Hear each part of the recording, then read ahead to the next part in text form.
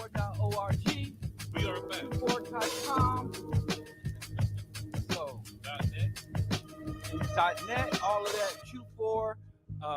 What is the Apple Music? All the streaming services. Q4 Radio. Q4.org. You can go there and find Q4 Radio broadcast all across the online atmosphere. So we are all the way live. Of course, this is Bro Diallo, and I'm back with a Q4 OG. OG, you know what I'm saying? Q4 OG. It's good to You want to introduce yourself, Brother Biddle? Hey, man, I'm Brother Biddle. You know, once upon a time ago, we had a show called 0 to 100 Radio on Q4 Radio. I went by the moniker as Black Star and the Underground King. It was a great time. I'm glad to be back with the brother from the South Side. We about to do what we do, man. You know, talk about that politics. You're leaving me hanging. Oh, sorry, my bad. It's been a long, man. You're gonna have to. My social cues are all the way off, man. I don't know how to act around other people. I've been in isolation. I don't know if you heard. You probably been taking these quarantine measures, safety measures. Mad real serious. Mad real world. Yes. Yeah. I'm COVID negative. Over 50% of the U.S. population just last summer tested positive. I never tested positive. I never tested positive either. Yeah. We glove up. I mean, mask up. We do. I ain't positive on none of that stuff. I'm negative across the board. Yeah. So I've been mad real with it. And even here, you know what this is? You don't even know. You didn't even notice it, did you? Humidifier? No. This is a miniature. This is a miniature air purifier. Hey, look at with you. a full HEPA filter. That's dope. UV. Where you get that from? My wife gave it to me. That's where I get everything, man. The black woman always making us better, man. So I even have a miniature air purifier. If the humming is bothering y'all, I'll put it on the lower setting. But, you know, I'm trying to live. Shout out to Dr. Mingo, man. Yeah. And so, you know, when Ice-T said at the end of Colors back in 88, I want y'all to live. I took that to heart. I was like, I'm going to try to live as long as I can, because Ice-T would be upset if I didn't. Ice-T said it? Yes, y'all, please stop, because I want y'all to live. I'm like, wow, somebody like Ice-T values my life. Something must be happening. Made me take my life mad serious. I was, like 6 years old? I was a baby, but... You know what? I don't even remember that movie. I know it's like the quintessential hip-hop movie, but I was like 5 or 6 when it came out. So I don't necessarily remember the movie. I remember elements of it. Do you remember the soundtrack? Forget the movie. What was on the sound? If you tell me a song, Colors. I'm sure I remember. Colors. Yeah, I Am a Night and Butcher Shop by Coogee Rap. Let's have some fun in the butcher shop. Yeah. Mad World, one of my favorite hip hop songs of all time. 783. Go to Google and look up Mad World. It's a mad world, whether you're poor or rich, because you're living with the problems that you're trying to ditch. My nigga spitting. Yeah, yo, check it out. So, anyway, have we started the show yet? Yeah. Anyway, Q4 listeners, if you're listening online, or if you're listening to the Q4 radio station, if you're watching us on YouTube, please go to Politics and BS, Politics SBS with the X. And subscribe. We only have 2 subscribers, which is me and you. Moving up. Right. We got like 5 or 6. Word? Yeah. Your wife, my wife. Who else? Your Somebody son. else? My sons don't even follow. Oh man, that's yeah. We gotta get them on board. Yeah. So we getting there. Anyway, this is the most complicated Wi-Fi password. You still ain't figured it out? It's all spaces, lowercase. Right? But there must be spaces in between. Put the little eyeball there. It's no. It only does it for. Oh. Yeah, man. It's not. Oh, it just shows you. Yeah. You're still trying to log on. Well, big booty holes will still can survive without you while you do the radio station. You ain't got to watch the twerk videos in the middle of the broadcast. We should do a Pan-African OnlyFans page. How would that work? Us in seductive poses, pause. Just me and you or other? All the Pan-African, or everybody in the diaspora, man. Oh. Yeah. Featuring me and you. But a Pan-African OnlyFans, we can raise money that way, start the revolution. We get banked, right? Yeah. I don't know. You know what I'm saying? I don't know. You on that Kitty Owadu diet, so you should be straight. I can't do 250 push-ups, but Kitty brother. No, I can't do that many. I did some push-ups this morning. One time he was doing a fast, did 800 push-ups. Kitty, man. I was like, wow, he must be on that gear. And plus that vegan HGH. He's down in Arizona somewhere with that tropical sun. That reactivates, energizes your medicine. That's different. Melanin. You and I been just coming out of a Chicago winter. north Midwestern winter. So winter. you know, give me till mid-July when my melanin is re-energized, and then I'll challenge Baba Keaty to a push-up contest. Baba Keaty should be pretty happy though. He should. He just got back from Africa. Really? He was traveling. He was doing some traveling there. With him. You didn't. Obviously, he did not call you. You're supposed to go. He want to have fun. He didn't want to be with you, criticizing everything he doing. You know what I'm saying? Oh, brother, you got to do it this way. All right, let's get to the list, man. I'm disappointed. He was looking. I think he had to go visit his school. He started with some other brothers and sisters, and they started a school down there. And he was going down there to check it out. Yeah. All right. Yeah. So I'm gonna get it. I did some push-ups and some weightlifting. You know, I'm doing the home gym thing since. Me too. Yeah. I'm not going back. Not going back to the gym. That's tough for me, man, because I've reached the limits of my home equipment. What, everything? You full stacks, all the stacks. So I got like dumbbells up to 50. I need some 55s. I got a couple kettlebells. I got a boxing bag. I'm not trying to get brolic. I like to stay lean. I'm not trying to get brolic either. So you're just a lean guy. Yeah, it's my body habit, as they call it. I admire you. If I ate a cupcake right now, whether it's vegan or non-vegan, it would go straight to my thighs. Really? Yeah. Oh, you keep up. If we gonna do OnlyFans, you would burn it in 30 seconds. If we gonna do OnlyFans, that's why I'm in the jail. No, don't do that. Don't burn. You can do waist twist or sit-ups, but please don't lose that butt. If you want to do OnlyFans or not. Biddle got back. Hey man, what? So all my sisters, you start with the sisters. You want to be a part. If you think this is a good idea, we will be curators. We're not going to be the content creators. They don't want to see we'll us. We'll be the procurers. We're like the hosts. The host, like the Chris Rock. When he got slapped by the man who procured. Like, we come in. Like, hey man, we got come Miss. In with Miss Zimbabwe coming up.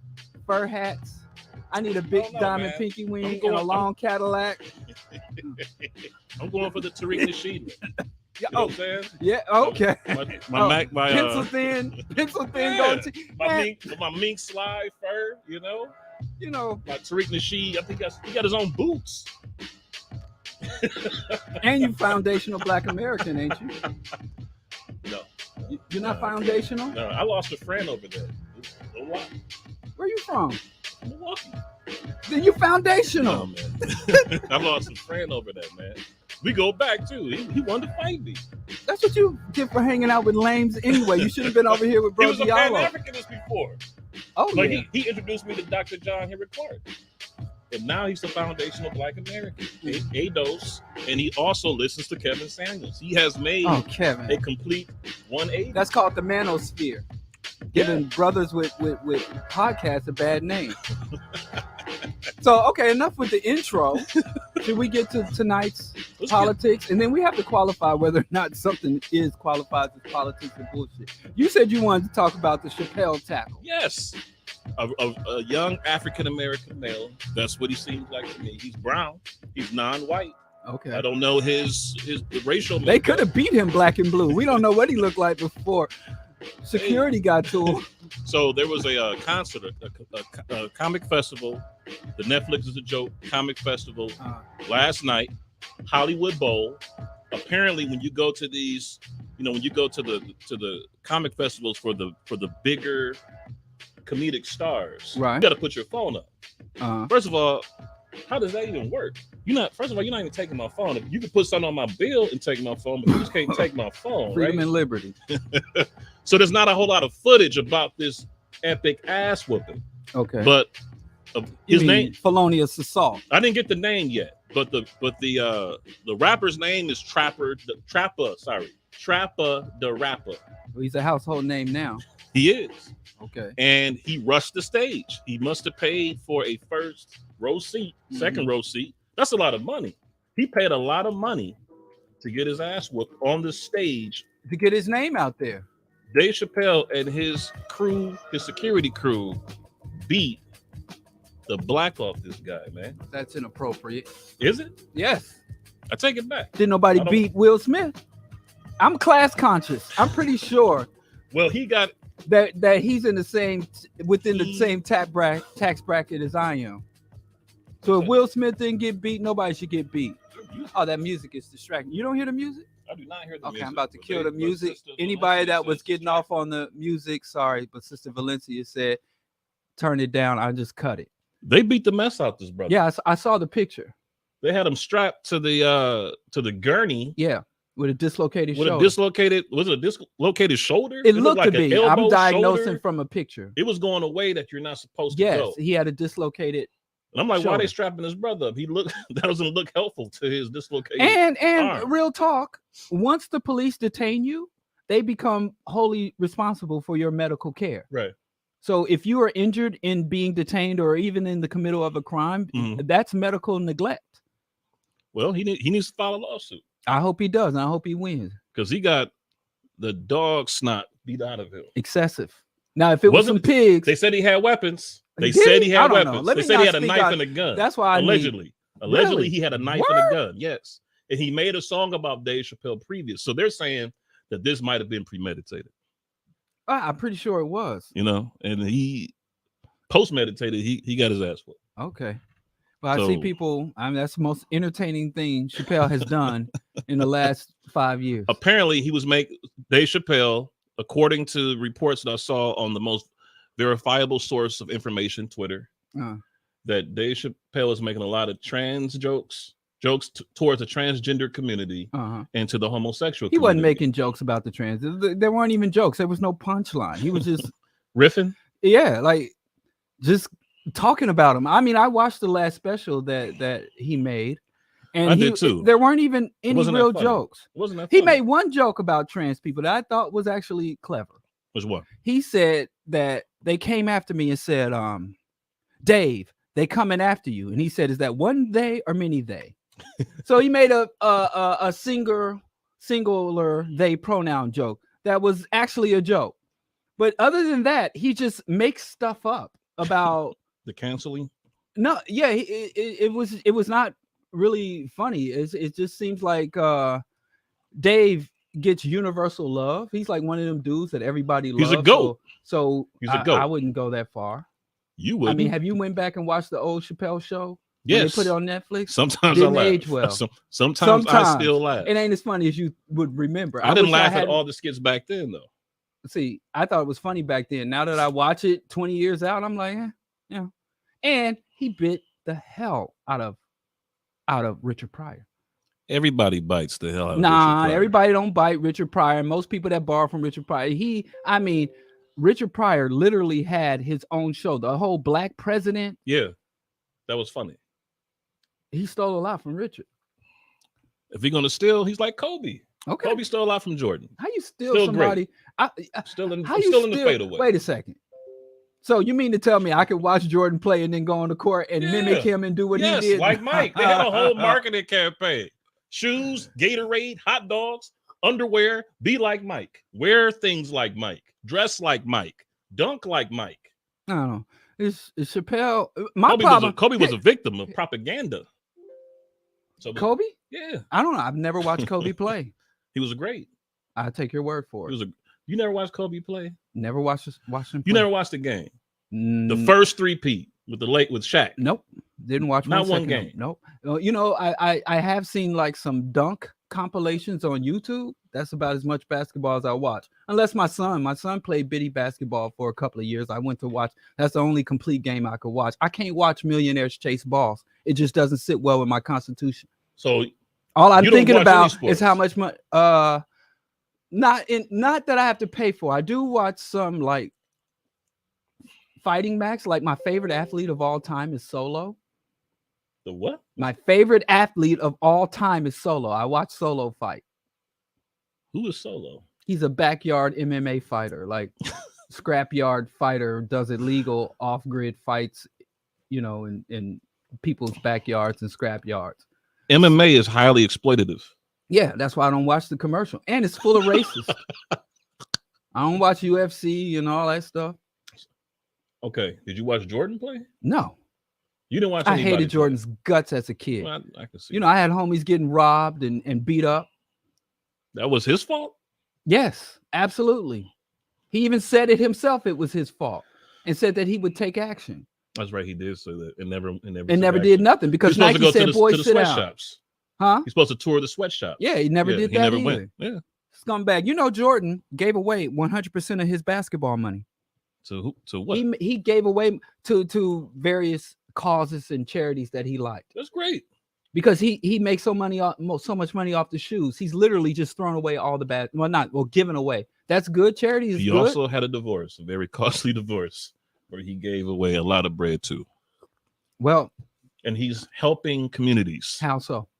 By giving money to nonprofits and the police to keep us safe. You couldn't even keep a straight face.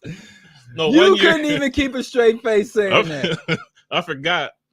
After one of the police killings, there's been so many, and I don't mean that facetiously. Like it's been so many, but after one of them, he gave $1 million to like a violence prevention group, and $1 million to the police union.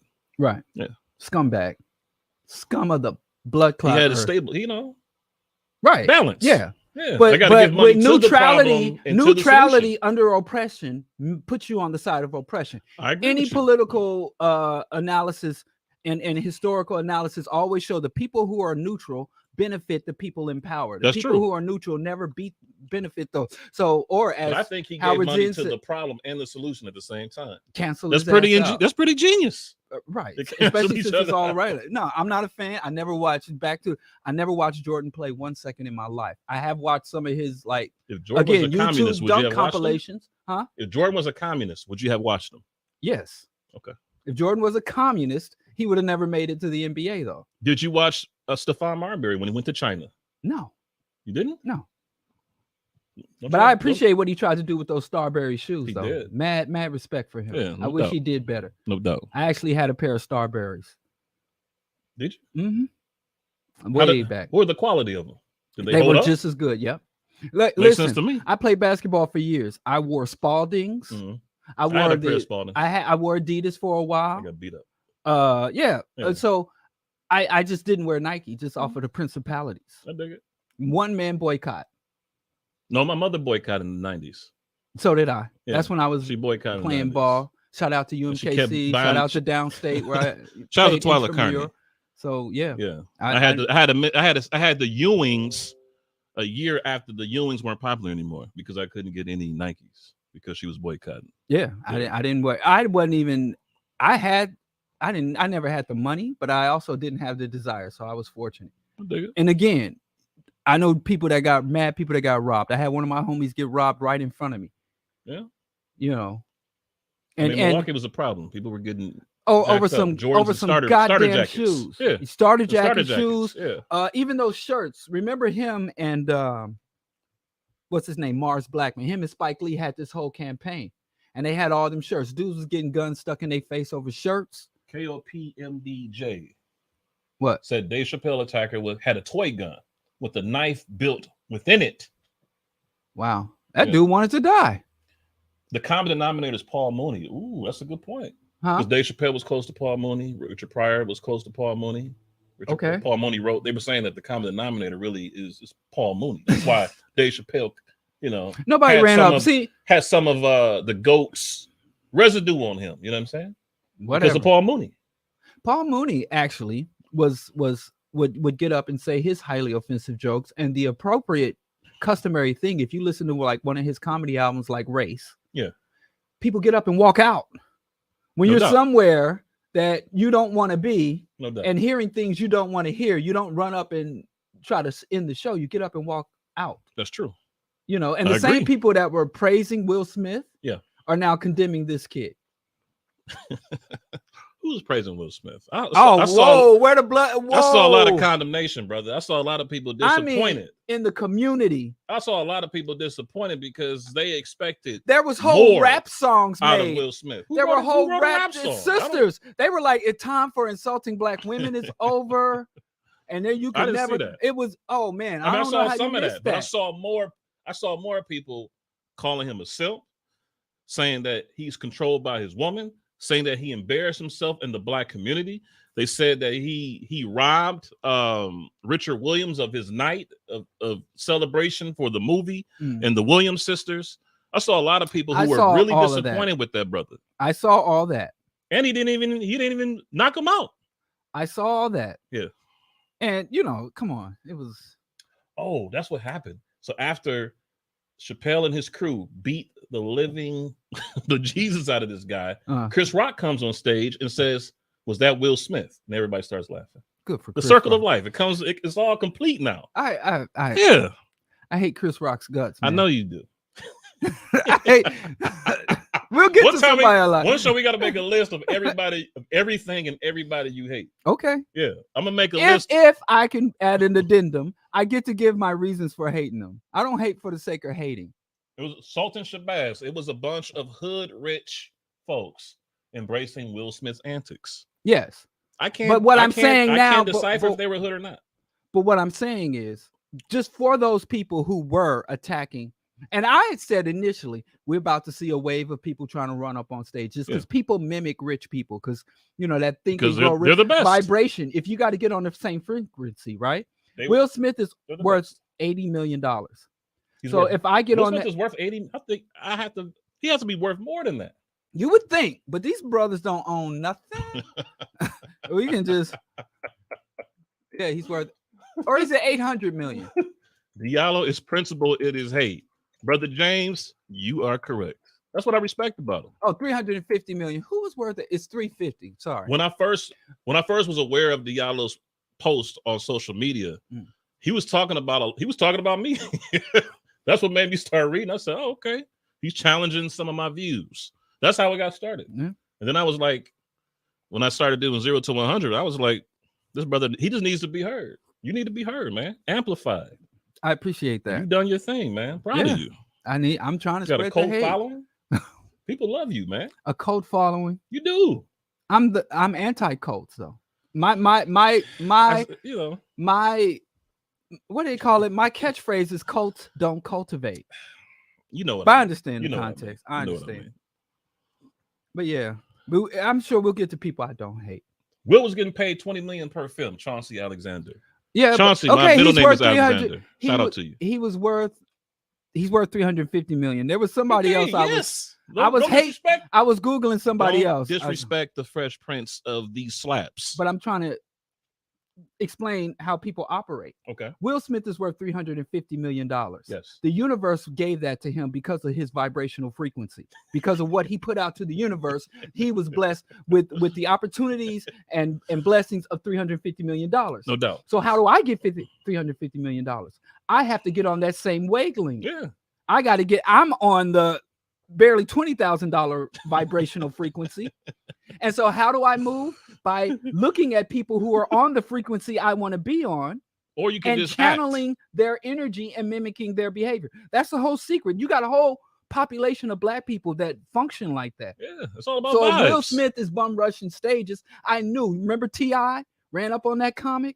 Did he? Yeah. I don't remember that. T.I. ran up on a comic too. He's a comedian now, T.I. Well, he got booed off stage. He was at a comedic open mic. Okay. And there was a young lady on stage. She was talking about the allegations. Only after he started heckling her. I did not know they never talked about him heckling her. So he heckled her, and then she hit him with the fire. Shot back at him, and then he got up and bum rushed her on stage. Then there was a white comic who had a bottle thrown at him. Yeah. He was making jokes within weeks after Will Smith and Chris. He had a bottle thrown at him. Yeah. And I said, when I first saw what Will Smith did, it's going to be a bunch of these enlightened copycats. Right. Yeah. These third eye, no doubt, vibrational frequency freaks. Hey. We're going to start. And so that's why. Yeah. Diallo's followers are critical thinkers. No doubt. Yeah. No doubt. I love. He's attacking everything. That's why I love my followers. It's a critical thinking cult. Right. And listen, there are things I enjoy, like Outriders.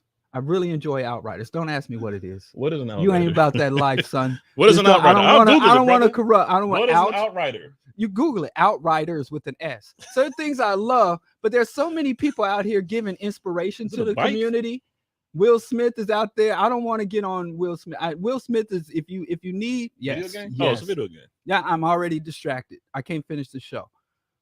Now we can play co-op. Yeah. Is it on Xbox? Yes. Let's play. I'm down. Yeah. And it's free. It's like Halo? No, it's third person shooter, not first person. So like Gears of War. Yes. By the same production company. People can let's fly. Do it. Epics. Yeah. Yeah, let's do it. I'm Technomancer though. Huh? I'm Technomancer. So you can be a trickster. You can be a pyromancer. I think you like that. Fire powers. Let's do it. Or you can be, what's the other guy? There's like a rock guy who uses like earth powers. He's like a tank. I like that too. It's like Captain Planet then. Yes. Like everybody has a natural. Yeah. Air, fire, water. What do you have? I use the Technomancer. He uses technology. That makes sense. So who's the air guy? That's the trickster. Or you could be I'm actually using a female Technomancer. You can create your own character. Yeah. Skin color, eye color, hairstyle. So you made Erica as your character? No. She's actually quite unlike Erica. She has short hair, little petite thing. You know, Erica's over 6 feet, so she's my character. I don't know. There's nothing behind that. Don't read into it. It's just I just wanted a. What else do you like? Outriders. What else? Vegan food. What else? Critical thinking. Yes. Veganism. Yes. What else? Books. Yes. Underground. In fact, I need a new bookshelf because I got a bunch of books stacked off the floor, and my wife told me I got to get them off the floor. And I'm like, but the bookshelf's going to be on the floor. What's the difference? She wants it to be in an organized fashion. I guess. Yeah.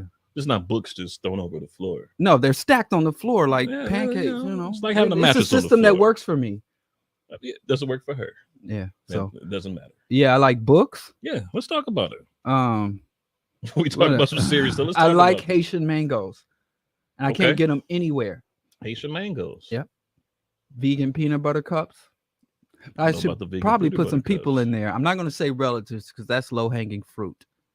Is there any place in Chicago that makes vegan Jamaican food? Not that I know of. Yeah. Even the places in Brooklyn. I used to know all the ITIL spots in Brooklyn, and they are whack now. And then, you know, the problem, people ask me about food in New York. I make up names. I never use the actual names that's on the place. So like there's my favorite place for ITIL is Cook It Down. Cook It Down. Yeah. And I call it Cook It Down is because they don't seem to cut any of their food. They just throw everything in the pot like a whole leaf, and they just cook it down instead of like, you know, when you use herbs, you chop up the herbs. They don't do that. Nah, they just throw it in there and cook it down. A whole tomato, a whole onion, and just cook it down. That sounds really lazy. You go to anybody in my family and say, "Where's Cook It Down?" They be like, "Okay, they show you," because I don't know the name of the place. Were you vegan before you got to New York? Yes, I became vegan in 1992. That's right. She told me. 30 years. What's her name again? Who? The good doctor from Hawaii. Oh yeah, May. Yeah, Dr. May said that. Yeah. I used to. So you never had a chopped cheese? Yes. No. No. Did you have a vegan chopped cheese? No. Yuck. What's yuck about? I don't like chopped cheese. That's like bodega food. Oh, I know. I have the fingertips to chest. Listen, I may come from the hood, but the hood is not in me. I don't eat bodega food. It's bougie revolution. Where's my fan? Diallo, the bougie revolutionary. The bougie hood bougie. The bourgeoisie. The bourgeoisie revolutionary. I didn't eat out of bodegas. You know, I would buy food from bodegas, but it had to be signed, sealed, delivered. What's that song? It had to be sealed. And I ain't hating on bodegas, but you ain't opening nothing I'm eating. It sounds like. I mean, you been in a Brooklyn bodega? No. But I frequent Why you corner think stores COVID all the time. Huh? I frequent corner stores all the time. Yeah, okay. Same thing. Same thing as bodega. Anybody that's eating off that flat top grill in a bodega. Sanitized. I guess it's mad heat. Nah, I never had no chopped cheese. You know, I didn't eat bodega food. Yeah. And I couldn't eat on the subway either. Why not? It's gross. Sickness? No, it's just gross down there. One time, like my first week in New York, I was on my way to downstate. I walked down on the 2 train, Eastern Parkway, and I had a poppy seed bagel with tofu cream cheese. Right. And I took one bite and I had it in my mouth and I started looking around at the tracks and the tepid water and the rats and I almost threw up. And then I couldn't eat on the subway. And you get on the subway and New Yorkers are there with plates, scooping up, you know, fried rice on the subway. I couldn't. You know, West Indians eat a ton of of Asian food. Really? Yes, because they brought Asian workers to displace the blacks. So you know, it's like lo mein and all that. Yeah. I mean, everybody talk about jerk and all that, but you go to a real West Indian spot, half the food is Asian. Is Asian Chinese specifically, not really? not Korean. I did not know that. Yeah, it's mad Chinese food. It's mad Chinese food in here. Google guy pans. So Some curry in it. Yeah. So I'm going to put it on Will Smith for putting out the slap comedians vibrational frequency. Did you respect Chris Rock for not hitting them back? I don't respect Chris Rock for Okay, nothing. we know you don't. And like let me Chris tell you Rock. something. But did you? In all my criticisms of Chris Rock, I never advocated violence against that dude. I never said put your hands on him. Maybe Chris Rock is the king of the coon comics. He's the one. White people, you know his how not to get your ass beat by the cops. Yeah. Okay. You know, police all over the country use that in their training seminars. I did not know that. Yes. How did you know that? The police, you just look at the instructors, they talk about it. They have social, there's a whole 4chan, there's a white right-wing conservative pro-police social media. And they post that all the time. Every time there's some major racist incident where the cops murder or abuse somebody, and you go to 4chan, you go to these racist websites, Getter, you go to those websites, and all over they start posting that Chris Rock thing. They do two things. They do there's a difference between black people and niggas. Isn't there a difference? They do that, and they post the Chris Rock how not to get your ass beat by the police, and they assert that Chris Rock, a black comedian, the premier black comedian, asserts that black people getting beat up by the police is because of our own misdeed and misbehavior, and if we would simply conduct ourselves in an appropriate manner, we had nothing to fear from the police. Every single time, Trayvon Martin, even every time there's a racist cop incident, all over white social media, they're posting that. You looking at the comments? Power Cipher. No, son, you don't eat Brooklyn bodega. No. He's talking. That's for real. That's for real New Yorkers. I'm not a New Yorker. I represent the Bronx, but I am a New Yorker. Didn't you work at Rikers when Tupac was there? Yes. Did you get an autograph? No. I never asked you. They wouldn't allow us. In fact, they wouldn't, because I was younger, on the younger side in my 20s, in my early 20s. They wouldn't allow the young staff to interact with him, only the elderly. He probably would influence them people to revolutionize in the jail. We were just, everybody was shook. I was not a Tupac fan. I was a Biggie fan. So am I. BIG-POPPA. No info. For the DEA, federal agents mad because of flagrant. I don't know what that means. I'm a Gemini. My birthday's coming up. Biggie's birthday is right next to mine. Magical, so we're kind of mystical. Like kindred spirits. Yes. Well, yeah. I was not a Tupac fan at that time, but when he came to the infirmary, because you know he was still recovering from those multiple shots. He was getting routine chest X-ray. He got a TB screening, and I was there for that. But I was actually they asked me to step out of the radiography department into the common area. They brought him in. You know who else I met? I was really excited to meet. Who? Flavor Flav. You were excited to meet Flavor Flav. Why? Wait, Flavor. This is pre-reality TV. Pre-reality television. Crack Flavor Flav. This is 911. It's a joke. Oh, okay. Flavor Flav. Okay, yeah, I get that. I was more excited to meet Flavor Flav at Rikers Island. Not eating chicken on TV. No, not that. No, bucket. No, it was a golden chicken before bucket all that. That was before all that. This is 93, 94, 95. I can see that. Yeah, they were big. Like I think it was 94, 92, 90. Yeah, like early 90s. He came to Rikers Island. He was incarcerated in Rikers Island, and I met Flavor Flav. Sure, all the premier black men incarcerated in Rikers Island. Yeah. Everybody go through Rikers for processing. If you're detained for more than 24 hours, they put you in Rikers. Really? Wow. You better bail out. If you get anything, you bail out, get your cousin, call your baby mama. Put the house on layaway. Just when they take you to the detention, when they take you to the station, bail out from booking. Bail out from there. You don't want to go to Rikers. Real talk. It's a joke. And over almost 90% of the corrections officers at Rikers are black. And they are sadistic. I bet. Like turning on high pressure hoses of people in their cells. I bet. And stuff like that. They are mad sadistic. Mr. Charlie's. Right. And Mr. Charlie's. Yeah. And the wardens, all of them black. Yeah. I was shocked. I bet. I'm sure. I watched Oz, so I'm very hip. Yeah. The black officers are just as the black COs are COs. Black cops are cops. You know who's a CO? Huh? Rick Ross. I don't believe that. He was. He said a correctional officer. Why you gotta lie? Because he was playing. Officer Rick. He was playing his character, man. But he was a correctional officer. So he wasn't selling crack cocaine? He could have been. I don't know. I'd rather him be. He was a correctional officer. Okay. He had a picture. He had the whole uniform on. You know? I saw that. Ain't nobody pre-beard, so he looks crazy. But yeah, he was a correctional officer. But he was able to cosplay as a notorious drug kingpin, drug lord. I hate Rick Ross. Both The of real, them. Both the real of or the them. fake? Both of them. I mean, why did he get out of prison? Rick Ross get out of prison and go on a national tour, and black people treating him like a hero This or happened? a folk hero? I Yes. don't remember this. He was showing up everywhere, and he was getting interviews, and everybody was in favorable articles like he was Robin Hood. I'm like, this dude was literally a CIA asset distributing a poisonous products to his own people. Hey man, you gotta get paid, brother. These kind of He like ain't say even goodbye paid no more. by themselves, huh? He got paid, and what did he do? He became like a slumlord. Did he? Yeah, that's where he got the name Freeway from. He owned all this property up and down the interstate. Have you ever watched Snowfall, the TV show? No. That's a depiction of his life. No. Okay. Oh, that's Rick Ross. That's supposed to be Rick Ross. I don't understand the community's affinity or love for Gangsters. Gangsters. That's an American thing. I hate gangsters, but we ain't American. We are. You just said you're not foundationally, we are natives to this land. Okay. We were here before the natives, brother. I hate gangsters and I hate gangsterism. Let's talk about something I don't. Who's here, man? What don't you hate? Abortion. Are you on board with the killing of black babies? No. This is what the alpha males are saying. I fully support abortion, and I don't even like saying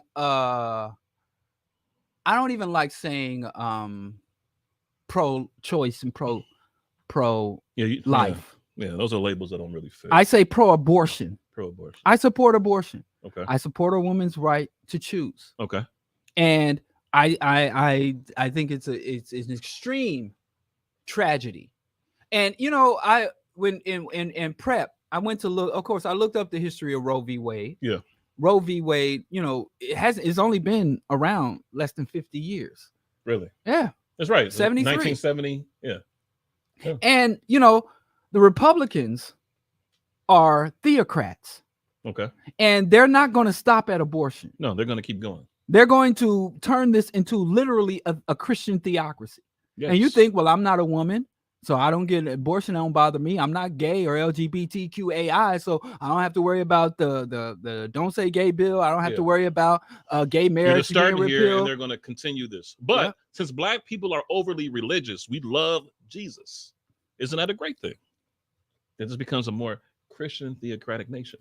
I actually asked Christianity has been good to us. Christianity's, I asked people, if they would want to live in a theocracy. Black people love Jesus, but they suck at Christianity. They don't know shit about it. They don't know a goddamn thing about what the Bible demands or requires of them. So even though they love Jesus, I've never met a Christ-like black Christian. Have you?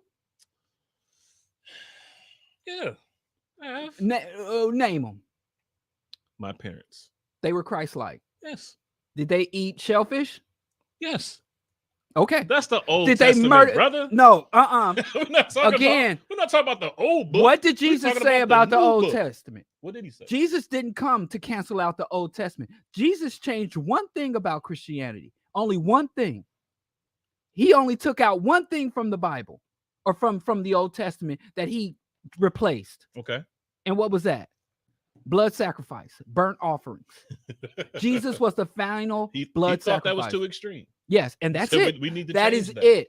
That's it. Everything else in the Old Testament is still valid. I've seen people love their neighbor, turn the other cheek, not throw rocks because they live in glass houses. God, you have to keep all of God's, keep all of my commandments. But there's some leeway. We all fall short of the goal. That's why we repent, brother. Right, but in a theocracy, that's within a personal religion. Okay. In a secular society. Okay. In a secular society, you can live according to your own convictions, which is what it was initially set up in separation of church and state. So I can't force you to live according to my religious convictions. And I don't even have to force myself. But under a theocracy is when the state takes over the enforcement of religion. So there is no more, would you go to Saudi Arabia? You can't walk down the street in Saudi Arabia. It's like, hijab, no hijab. You can't do that in Iran. Right. You can't do that. You know what? A lot of When the Republicans tell these young ladies that they can't get any more BBLs, it's going to be a problem. And we might see a revolution. Oh, not just BBLs. No more Birkin bags. Tattoos. Okay. And women aren't allowed to preach the word. And you can lawfully murder your children for simple disobedience. Well, everybody got mad at what's that? Kirk Franklin when he was cussing out his son. Man, did you listen to that? Yeah, he cussed the shit out of that guy. I was rehearsing it in the mirror when my son tests me. I just couldn't get it. I just couldn't. Like Kirk Franklin I tried channeled to. Tupac and hit him up and just obliterated his son. You know what surprised me though? So many people was like, "This is so wrong. This is so inappropriate. This is so abusive." And I'm like, "How the blood clot you follow a religion that allows you to kill your own kids, but you bugging out over cussing? What? Don't you want a Bible battle? Bring your Bible next week, and I'm gonna bring my Bible. There's some things that are literal, some things that are figurative. Come on, man. That right? What you just said. The Bible is the word of God. Yes, the infallible word of God. But we know there are no suggestions in the Bible. We know there's a council. There are laws. There are commandments. There are protocols. Right. There are no suggestions in the Bible. There's nowhere God said, if you want to do this, do it. But if not, it's okay too. Nowhere. There's mad contradictions in the Bible where God told you to do one thing and told you to do another. But that's a whole nother discussion. Before we get back to the conversation, do you believe that Jesus was a revolutionary? No. Jesus was. He wasn't against the state?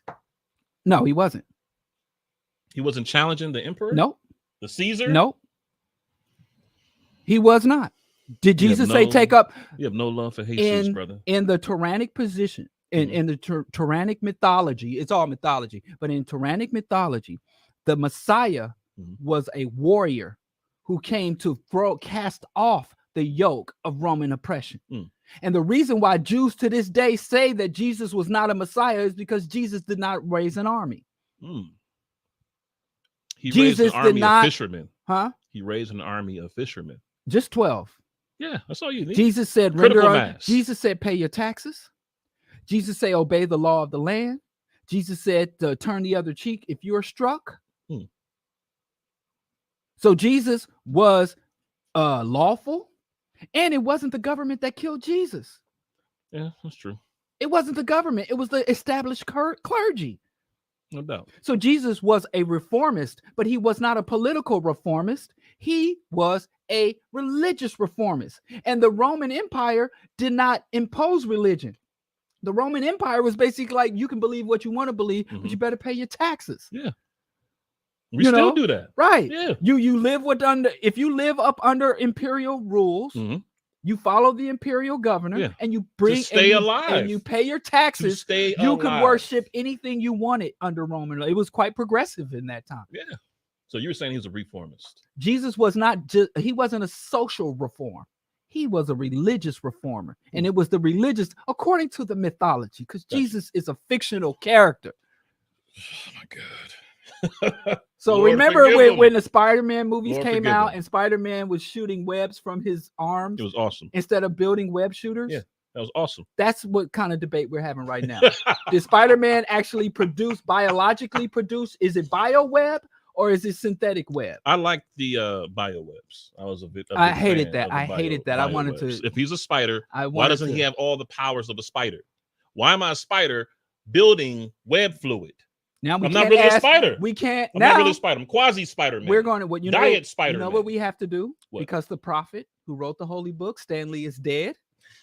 We have to form two different factions, and then your faction gets some machetes. My faction gets some machetes, and whoever kills the most, whoever stands. That's why we are Protestant Christian instead of Eastern Orthodox or Catholic, because whoever killed the most was right. Hey.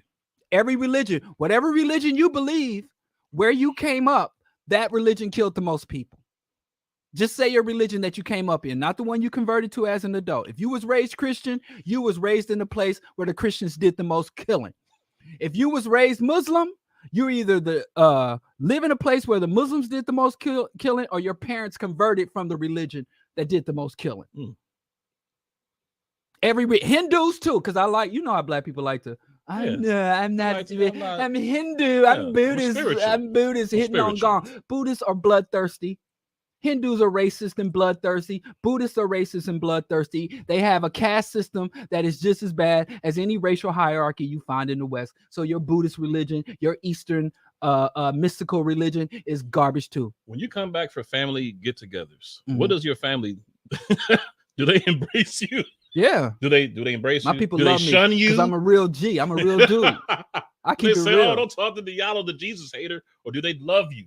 Oh, well, my grandmother, who just died last year, rest in peace, Grandma Sonetta, said that rest in peace. I was baptized. Yes. At Covenant Memorial Baptist Church at 12 years old. Great. I got up and told my testimony. I told the congregation that I was a sinner and I wanted Jesus Christ to be my Lord and Savior, and I accepted him into my heart. I took 12 weeks. That sounds wonderful. Of study, and I took time of study and fasting, and I was baptized by Bowie, Pastor Bowie, who's also deceased. Nope, not for him. He was robbing poor people. Rest in pieces. Selling real estate in heaven that black people couldn't collect until they died. Okay, yeah. Was his car commiserate to the size of his church? No, the car was bigger than the church and cost more than the church. His car note was more expensive than the church rent. But he had a church fund though. He never got around to building that. Everybody got a church fund. But what? We need a church fund. So my grandmother, Pan-African church fund. According to my grandmother, Memorial Baptist faith. Okay. Covenant Memorial. I can't depart from grace. Once you come under grace, there's nothing you can do to break it. You're lucky. So I'm going to heaven no matter what. Ain't that something? Is according to the sect of Protestant you Christianity. You consider yourself blessed. Well, I've been trying to figure out Jesus. how I could unbaptize myself, but there's no way to God I renounce my throne. I renounce my throne. Can't do it. So they're gonna have to listen to me in hell and be like, this wasn't supposed to be real. How did we get here? We wasn't supposed to be here. What was the table flipping about for Jesus? Oh, the money changers. Because of the money changers in the temple. That was more religion. That wasn't against the state. So he wasn't against the money changers. So you're saying he wasn't political. He was a religious reformer / He was a religious, weren't political. According to the history, see, you got the mythology of Jesus, you have the history of Jesus, and then you have the what do you mean the I don't know, the canon of Jesus, the swagger of Jesus. Yeah, so and so I kind of jumped between those, but Jesus was not a revolutionary, and I am on tape saying that Jesus was a revolutionary because I was speaking to some I was called out to speak to a group of Christian educators. Why? Because they know you? They had a paid.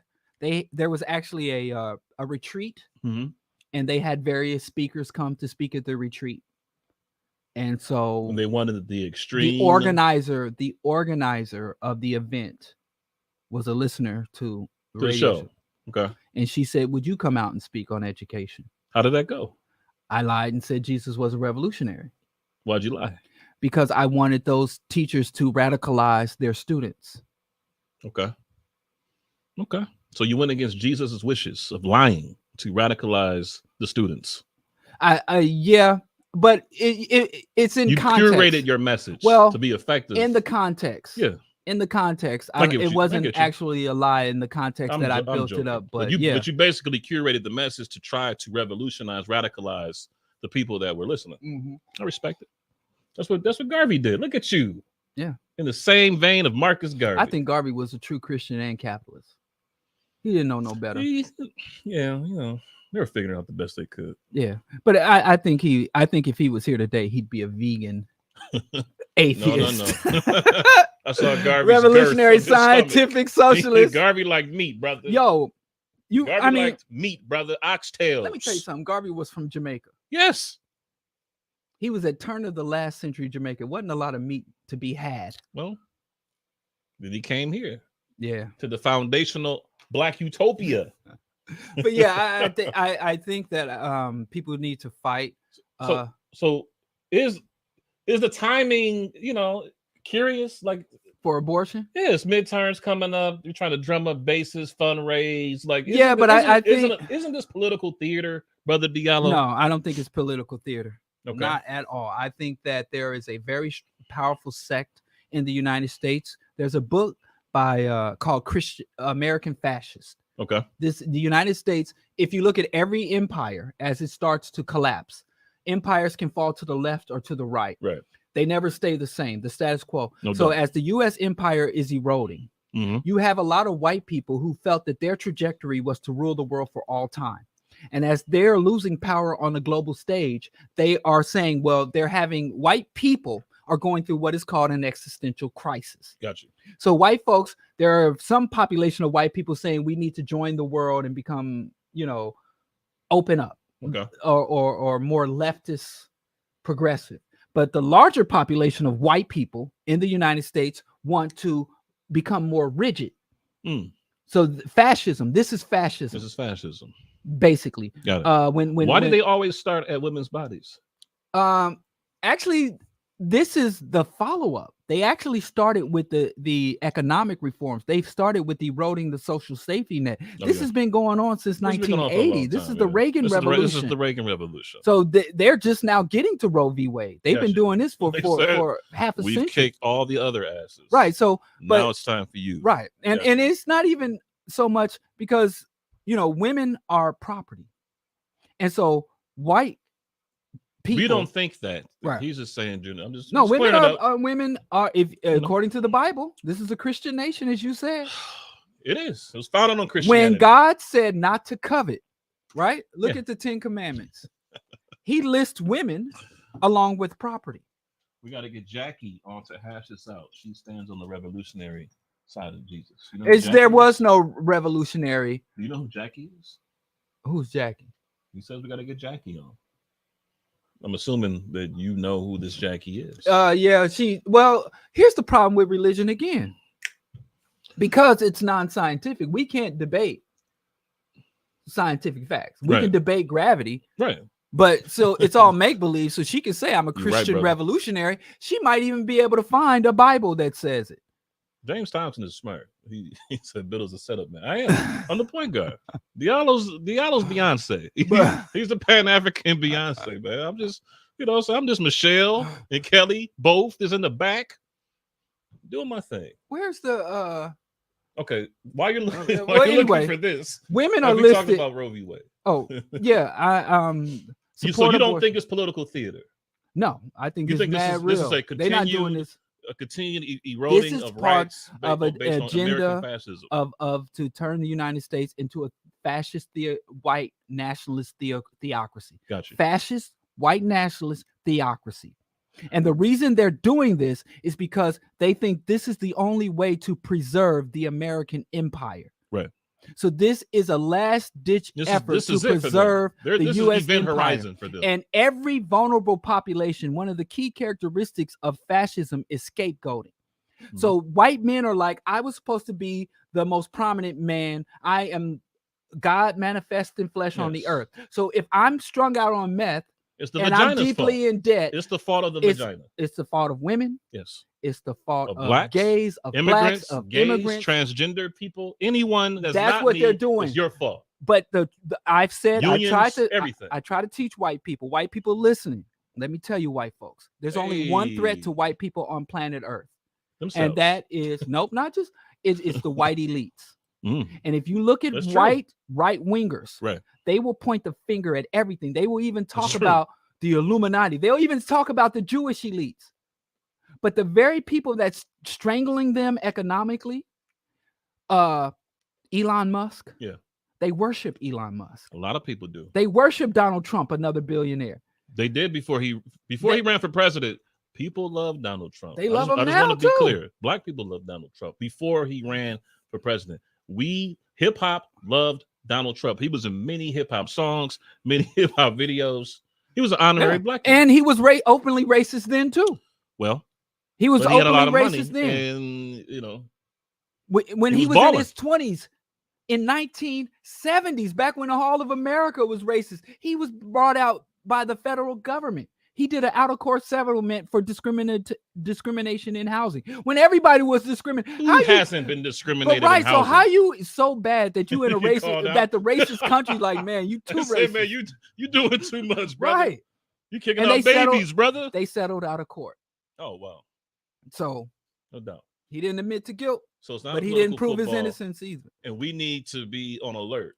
How should people be organizing during this time? Signing petitions, No. voting for I don't other know. progressive Democrats. Well, What should we be doing? we should be organizing to subvert capitalism and global white hegemony and ending the Okay. empire. But How short do of we- that, yeah, how do we start with short with of this? that, Because you're saying this is for real. the Democrats are going to use this as a campaign It's a run fundraising. rate. Oh yeah. And Biden already said vote for pro-life politicians. The Democrats are lying when they say they defend women's rights to choose. The only reason why abortion, the access, free and open access to abortion is being threatened is because Roe v. Wade was never codified in law. It was a legal decision. It was a legal precedent, not a law.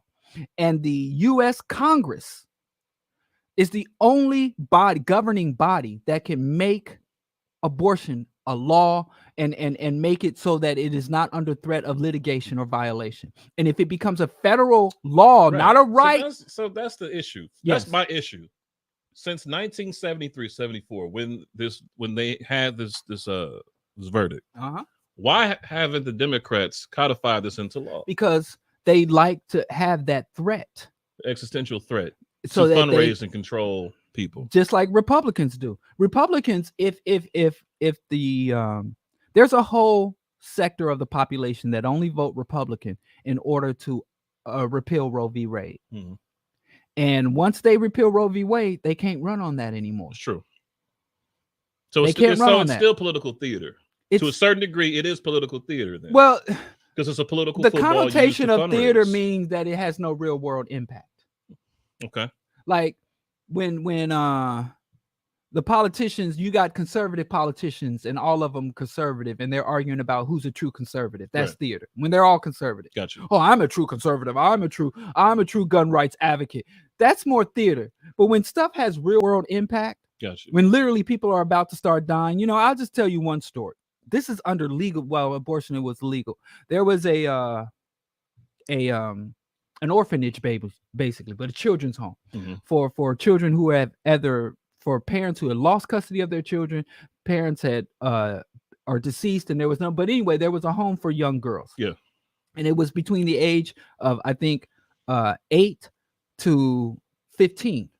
This home. And it had like 24 girls living in that home, and it was in Queens. And I was working at St. John's Hospital, where they keep the they had a contract to provide health services for these young at-risk girls. Okay. So anyway, they brought in this girl who was 14 or 15, had severe vaginal bleeding, and what happened was she had gotten pregnant, and we never found out who the father was. She wouldn't tell, right? Which means led some of us to believe it was abuse, maybe an older male, and that was threatening her. But anyway, she decided, because she didn't want to tell the people, because when you become pregnant, they remove you from the home because you're considered an adult. So she wanted to stay at the house because it was safer, because it had younger girls. She didn't want to be moved up with the older girls. So anyway, she decided to go to Coney Island and ride the Cyclone roller coaster, because one of the other girls who was in the home told her, if you ride that roller coaster while you're pregnant, it'll cause an abortion. Oh, wow.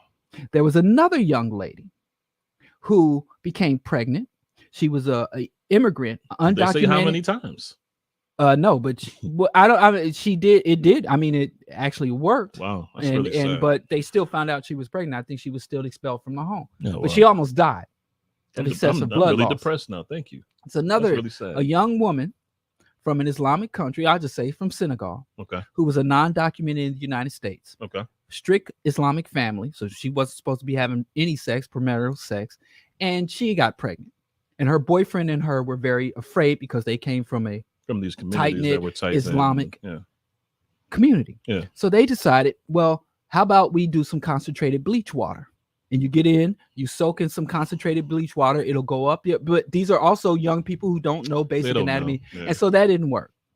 So a couple of weeks later, they go out and procure a large amount of alcohol. They go out poisoning. and they were like, well, drink a lot of alcohol.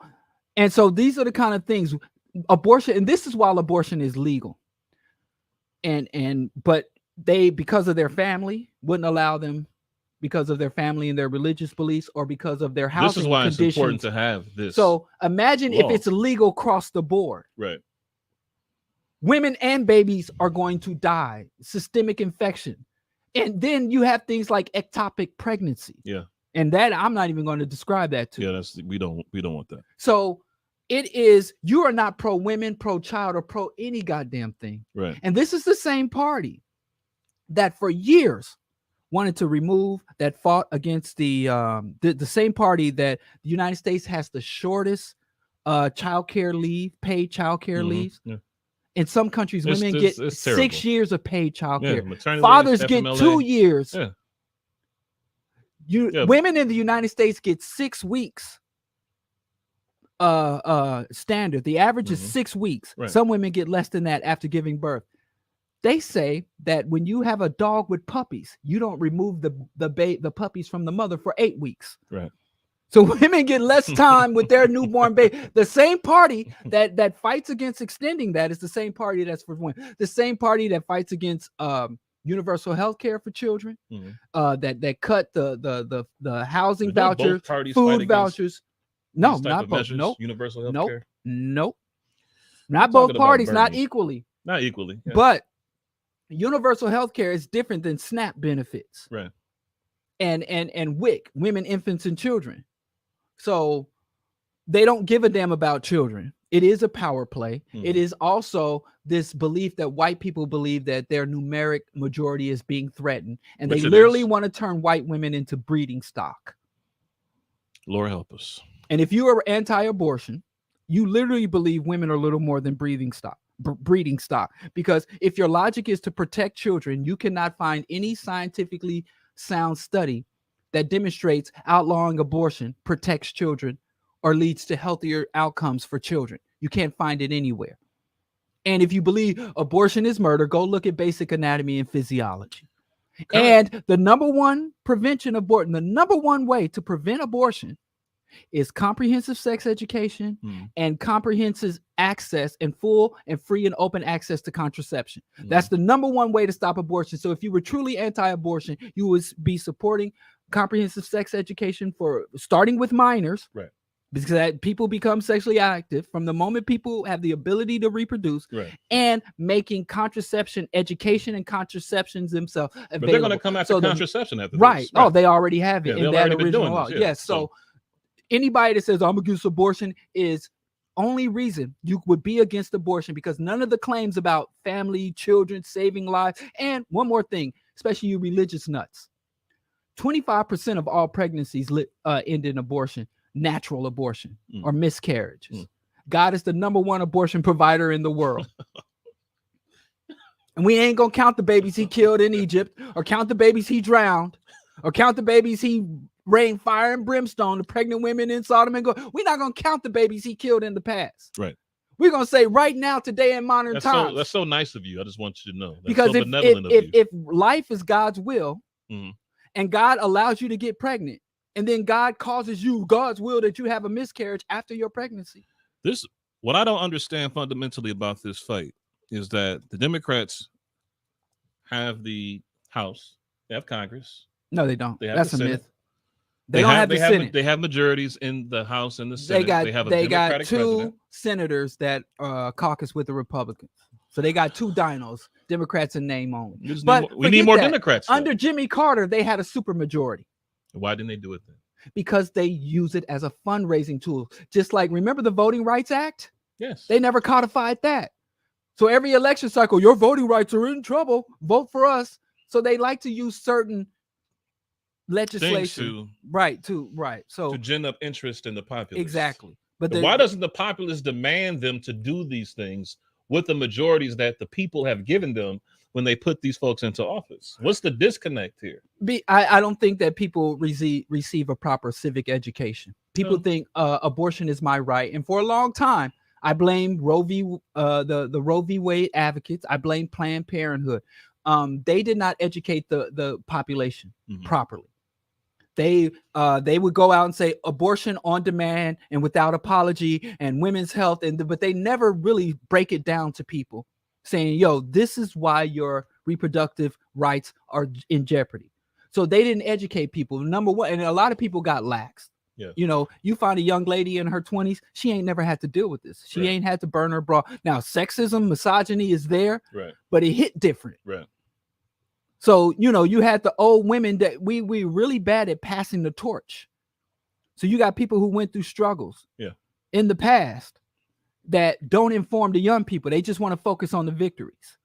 They just want to focus on the personalities. We all know about Malcolm X. We all know about the Panthers. We don't understand the specific policy, strategies, ideologies. When I was a kid, that's boring. Yeah. When I was a kid, and they always had Black History programs, and they had the Eyes on the Prize and all these other movies and documentaries, is always like 1968. We achieved so much, and the fight was over. Yep.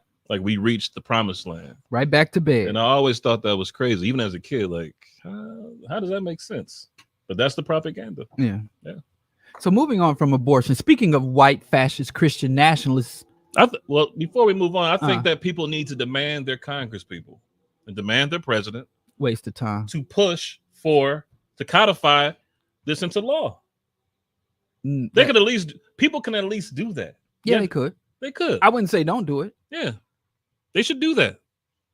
But, you know, if every year you're going to tell me that this is the most important election, if every year you're going to, I mean, people judge me based on some of the things that I stand for. And I always say to them, they don't do anything. And you all don't ask them to do anything. Yeah. So what do you want me to do? Yeah. And every election cycle, if we're going to do it through the electoral process, and I think that's it's more realistic, because there ain't about to be no armed insurrection revolution. But people can at least do that. Yes. But a lot of people don't vote, and sisters, but. And what's the excuse if they don't do it? So they're telling you that this is so important, but they don't have any political power or political will to codify this into law. No, they're going to hang this around for the midterms. All right. And it's about consequences. Yeah. And I say vote third party. If you haven't, I mean, there's enough. Every election cycle, there's enough people who opt out of the political process to vote in a third party candidate. Yeah. You know, in the last election cycle, right now we have a major congressional election. Bobby Rush is retiring. He's retiring. Wow. And right now, the last election cycle, we had a Green Party candidate, Scott Summers, which I voted for him because that's the name of Cyclops from X-Men. Yeah. So that's what you voted. You based your vote on. That's all. He had the I same didn't look name at his X-Men website. Character. I don't know his platform. All I know is that he was Cyclops from the X-Men. Oh, my. But no, really, he was a Green Party. We could have had a true progressive congressman instead of a status quo congressman. And if the people who just didn't vote at all voted for him, like Gil's, I didn't push the record button. On what? To record the show so we can put it on the website. I didn't push this button. Is it too late? Oh, the last hour. The last hour. All right. Anyway, I should do it at video? Q4. Got the video. Yeah, we got the video. People don't really listen like that. They don't? Don't say that. No, I'm talking about they usually go to like YouTube and stuff and pull that. People still listen to radio. Do people from an auditory perspective still listen to? I don't do that. So I listen to radio. Myself. I listen to NPR lady, on the way over here. She listens to that too. Yeah, she's when really I work good about out. When I work out, I listen to Democracy Now! On the radio. She does yoga in the morning and listens to Black Power Media. She listens to the morning show with Dr. Ball and I'm on that show. Brother Franklin. I'll be on that show Friday. Hey, look at you, Dr. Ball. My man. I Dr. Ball till I fall. Hey, he's a good brother, man. Shout out to Dr. Ball. And I mix what I like radio, Black Power Media. He's in trouble. What do you do? Alpha males are on him. Hey, man. Listen. He's pushing the gay agenda in the Black community. He is? Yeah. Oh, I saw that. Yeah, I saw that. I mean, Pan-Africans believe that everybody in the Black community is community, right? Is what? Everybody in the Black community, regardless of your sexual preference, regardless of all of these dividers, when we're a Pan-African, we welcome all into the global diaspora. Dr. Bobby Wright said back in '84, we can't let them steal our gays. He said, if we don't make a place in our Black liberation struggle for the gays, then the white people are going to steal our gays and have them fight for what? Our manifesto. How can we effectively organize around third-party candidates? How can that be done? Because I want to speak to that because in the last presidential election, the Republicans and the Republican Party and the Democratic Party in my state of Wisconsin, they both fought to kick off the Green Party candidate. So that happens every election cycle. They also don't allow them to go to debates. So they control mainstream media. So it's hard to even amplify the message of these third party candidates because the mainstream party candidates keep them off the ballot. Well, the way to do it is district by district by district. Because depending on where you are, if you're organizing politically in Missouri, a red state with a severe white majority, as opposed to organizing so if you wanted to do third party progressive, you'd have to form an alliance with the white progressive. Whereas here in Chicago, it's enough black people to form a black bloc of progressive. So it's a region by region. Huh? Why don't we do that? Well, the real reason we don't do that, to be honest with you, is because of political miseducation. It's miseducation because we have a lot of black leaders telling us a lot of bullshit on both sides. You got the Umar and the militants and the black nationalists say don't vote. It don't mean anything. And then you have the integrationist centrists telling us, the Obamas and the Democratic establishment telling us voting is life and death and Democrats are our only savior. So there's a lot of confusion in that. They're both wrong. The don't vote, it don't mean nothing. People are wrong. And the do vote. So what we need more than any is sensible political education. And the thing about it is the essence of propaganda is repetition. You have to continue to speak to the people, share this show, and you got to give people proper information and proper insights. And they just did a study. They paid some white right-wing Republicans, white people, to watch. They paid them to watch basically 8 hours of MSNBC a week. And they found that when people were exposed to more information, more sound information, it started to allow them to evolve politically. So people have what they call a political ecosystem. Like where you get, like, I talk to my brothers and I watch progressive, Black Power media and all that. So that's my political diet. You have to change how do you make a person more healthy? You have to start with their diet, and then what they consume. After their diet, you have to start with their environment. Because even if you're eating healthy, if you still going to all the same places that provoked an unhealthy lifestyle, you got to change the media, political media you consume, and you got to change and evolve the political circles you move in. The biggest issue that I have with how people play politics is that they don't ask for anything. Like no high-end donor, no corporate donor, the business community, the chambers of commerce, the energy communities, when candidates come to them for their support, there's an agenda. There are asks on the table. There is no emotional whims. There isn't no, we just want to see you get there. No, if we support you, if we put our money and machine behind you, we want you to do this, this, and this. We want you to stay away from this, this, and this. But when it comes to the local grassroots, we give our votes away willingly and emotionally based on, the civil rights movement, based on our ancestors being killed and lynched and sprayed with hoses for the right to vote. All type of emotional propaganda is put in, and guilt is put upon the Black community, and they use fear tactics every 2 to 4 years about how the bad Republicans are going to come and take away all your rights and put you back, back on the plantation. And I'm exaggerating, but you know what I'm saying. And so, but there's never a solid ask. And that is not how that is not a politically mature people. That is not how, if you play this game, you have to ask for something. And then there has to be some accountability if they don't do what you say. And so what happens is that every election, we vote these people in, we don't ask for anything. Things get worse. They come back again. They tell us there's an existential threat that this is the most important election for our lives. We don't ask for anything else. It's just reactive. It's constantly reactive. You're absolutely right. But I'm going to tell you, it's not Black folks' fault. Okay. Because we do that. Yeah. But there's a very specific reason why we do that. What's that? And if you observe, everybody does that. Yeah. Black people are in what is called perpetual crisis. So you can't really, when we vote, there is a real threat there. You look at every single election crisis, every single, election cycle, there is a serious crisis. So we make negative requests. So a positive request is give me this grant, give me this money, give me this territory, give me this piece of legislation. Yeah. A negative request is stop this thing, take this away. Right. So black people are like, can you end the health care disparities? Can you end the police brutality? A big one for many election cycles is crime. We're under a Public siege. Safety. Yeah. So black people, it's kind of hard to say, well, I'm under siege, so stop the bombs from dropping. Like you look at Ukraine right now, where Malcolm Nance is over there fighting Captain Sabo. Woo! He is fighting the good fight. He's like Black Rambo. If you looked at before the USSR, before Russia invaded, people had certain types of concerns.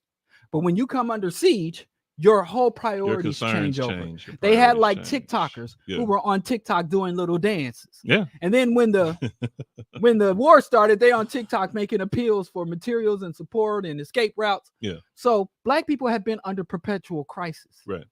You cannot form a coherent political platform or under agenda duress, under crisis. Yeah. So you have It's not a political agenda. So fear is not a political agenda. Right. Dr. Marimba Ani said fear is not a political agenda, and that is our political agenda. Right. Yeah. But it's not our fault because who creates the crisis? I don't think it's our fault. Yeah, I didn't say you didn't blame it, but you described it's frustrating because I was a local lawmaker, and I've done political organizing, union organizing, community organizing. So I've been behind the scenes. I've seen it all. I've dealt with it all. And even from the labor perspective, there were never really any serious asks, even from local union presidents and their membership. And so it's just like if all of these apparatuses, organizations, if they don't ask for anything concrete. But here's our problem though. Black people are trying to breathe underwater. Yeah. Or as opposed to, let's say not breathe. Black people are trying to walk on water. So when you're on solid ground, you move a certain way, right? When you're on water, you move a different way. Right. And the things that will help you advance on the ground will cause you to drown in the water. And the things that will cause you to advance in the water will cause you to drown. Right. Black people, we function as citizens of the American state. We engage the society as citizens of the United States. We need to understand that Black people are subjects of the American empire. And if we start to organize our request, organize our relationship to the state and within the hierarchy of power based on our context, we don't. Jesse Jackson said, don't snatch my mic, I know, but Jesse Jackson said, shout out to Jesse, if you don't know where you're going, any direction will get you there. That's true. So we are behaving like citizens of a government instead of subjects of an empire. That's politically really political prisoners. So that's why voting could be a tool for us, but it has to be a tool within a toolbox that has several other. That has that's an organized ideology. Right. Yeah. So that's why this voting, we go through cycles of motivation to cycles of demotivation or disillusion. Yeah. And then the disillusion becomes like literally physical duress because of right-wing policies. And then we all rally around a Democrat just to give us relief. So to give us some relief. Exactly. So were you excited about Sister Kajani becoming the Supreme Court? No, I was literally indifferent. It was the most indifferent. It was the most irrelevant. There's a 6-3 majority. So they could have made me the Supreme Court justice. They could have made Dr. Jared Ball. They could have made the most militant, revolutionary Black man in the world a Supreme Court justice. We got our first Black woman. I'm not into Black first on the Supreme Court. I'm not into Black first. I get it. I'm more into white first. I'm just a different type of dude. I move different. The first white person to be not to not be racist. I look at white Karen to not be a Karen. Right. The first white man to use the white hyperaggression against white imperialism. Yeah. The first white nation to pay reparations. I'm gonna do white first. Yeah. Black first are old. The first and white tired. to season their chicken properly. Right. To not put so now you're doing raisins in the potato salad. We're gonna have to cancel you. You stereotyping white folks. Haven't white people been through enough? It is terrible. You shouldn't be eating anybody's chicken. Gentrified greens. Get off the chicken. I'm trying. Get off. It's tasty. Is it though? What are we talking about, man? Abortion. We still. I think we've talked about that. But yeah. What are your thoughts on a black justice? Much respect. Thank brother. you for being here. Much respect. Only going up from here. We going up the rough side of the mountain. They gave us 2 people to vote for and said this is the only 2 people you can vote for. Pick one. We do not pick our politicians. White folks pick our politicians. We could pick our politicians. We're in a position, especially at a local level, school board. Right now, the president of the Democratic Party here in Chicago is Prep Winkle. Prep Winkle, I see her walking right up and down the street. She's a very accessible person, and I voted for her to be mayor. By the way, that's considering what you guys had. Yeah, I don't like this. She's an effective bureaucrat. I know she's part of the machine. Has some. Dirt That's all you can want is competence. To be a competent bureaucrat. Kim Fox. I'm about to vote for her again and again and again. She's state attorney, right? Yeah. Milwaukee just elected their first black mayor. Why can you bring me some white first? Y'all bring me some white first. I'm not into black first. A week or 2 after this young brother was elected, and I know him because I ran against him when I won. I beat him. So you better get out of town. Skip town, dog. I've been quiet, but they have increased the assessments for residential homes by 18 to 20%. So some people are getting tax bills, higher tax bills, and higher tax assessments. What I find interesting was that I was trying to stay plugged into the debates and all of the events leading up to the election. Nobody ever talked about it. And I was upset, not because people are going to do what they do. It's just like you have to talk about the issues before you at least get them on record saying something. You can't give people a free pass, man. Like, this affects you, and then 2 weeks after, they're telling you that your property value is going up 18%, and we know that corporations and hedge firms are buying houses by the dozens. Like, they're gentrifying and pricing people out of property that they rightfully own. That is serious, and it's something that's been happening in the city of Milwaukee and other cities across the nation. And so I just thought it was laughable that none of these so-called civic groups or so-called grassroots organizations did not talk about the real issues in this city. They talked about reckless driving and not carjacking. Yeah, same thing. Yeah. Carjacking. That's pretty much what they talked about. But that's what happens when you're in crisis mode. Yeah, because people so black people are in perpetual. That's a real issue that crisis, people are going through. And black people are extremely reactionary when it comes to elections. No doubt. But at some point we have to change. I got 3 rules for black people when it comes to the U.S. electoral politics. You got to be cold, distant, and calculating. No doubt. Cold, distant, and calculating. Now I have another set of rules. What you should vote for. Number 1, reparations. No. But what? I don't say reparations because you got a lot of reparations or die. You got black people saying I ain't voting for Bernie because I don't get reparations. Foundational black Americans, brother. Which is stupid. And let me tell you how this reparation shit gets dumb as hell. They're stepping up. Let me tell you how this reparation shit gets dumb as hell, right? Yeah. You have a candidate that says I support universal health care, right? Yeah. You have a candidate that says I support not only the abolition of all student, or not the abolition, but the erasure of all student debt, a debt jubilee, and all public institutions should be free to citizens. Yeah. And the list goes on. Yeah. And then you say, well, what are you going to do with the reparations money? I think we should fund education.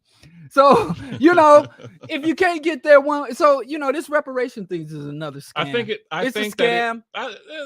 Yes and no, because I think that I don't agree with ADOS and foundational black Americans. Right. Their ideology. I don't believe those things. But they have captured reparations. But they have prosperity politics. They have politically organized to some degree around the reparations. They stole it. No, they stole it from Cobra. They did steal it from Cobra. The way they went about it was really nasty. Yeah, they're disgusting. Talking about the folks who were pushing this all these years and calling them irrelevant, and I was just like, wow, that's crazy. And it got very xenophobic. It got very xenophobic and anti-black. It was that from the start, though. It's not just xenophobic. It's also classist. Is it? Yes. It didn't start that way. Yvette Carnell, before, she was not always like that. Yes, she was. Yes, she when was. she did Breaking Brown, she was not like this. Breaking Brown. And when she was doing the show with Arami, the funky intellectual, funky academic, your brother Arami, they were not. She was not. At some point, she made a. Remember when she was talking about from coming out of Howard and saying how them broke ass people that lived around the Howard campus, how they didn't like how the Howard students didn't like them, all them poor black niggas that lived around Howard. Oh wow. She was always classist. She was always scum. Jesus. Let's talk about this American hero, Malcolm Nance. First of all, this brother is the Black Rambo. He is a American author, media pundit, U.S. intelligence agent, former United States Navy senior chief petty officer, specializing in naval cryptology. Yeah, he's an intelligent smart brother. Yeah, and now he is taking the fight to them. Well, he also he's married to a white woman. So hey, where the white women at? They said they in Ukraine. I'm there. He's about to upgrade. He's about to come back with a few wives, female order wives. Captain, you know what I'm saying? Save a hoe. That is incredible. And here's the thing, Malcolm Nance. He's 61.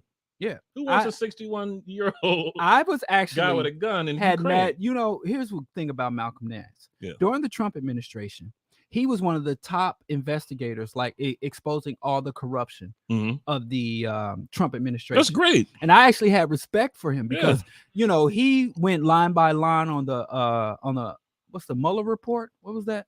Yeah. And broke it down. Mueller. And he was on Trump's ass. Yeah. If you go back to 2000, he and he was on Trump. Okay. Wouldn't give Trump no room to breathe, right? From 2016 to 2020. Geechee motivator. Carnell was grifting with Boyce Watkins from the jump. Yes. I don't even remember her and Boyce Watkins being together, being a unit. Scum of the earth. FBA, foundational buck broken.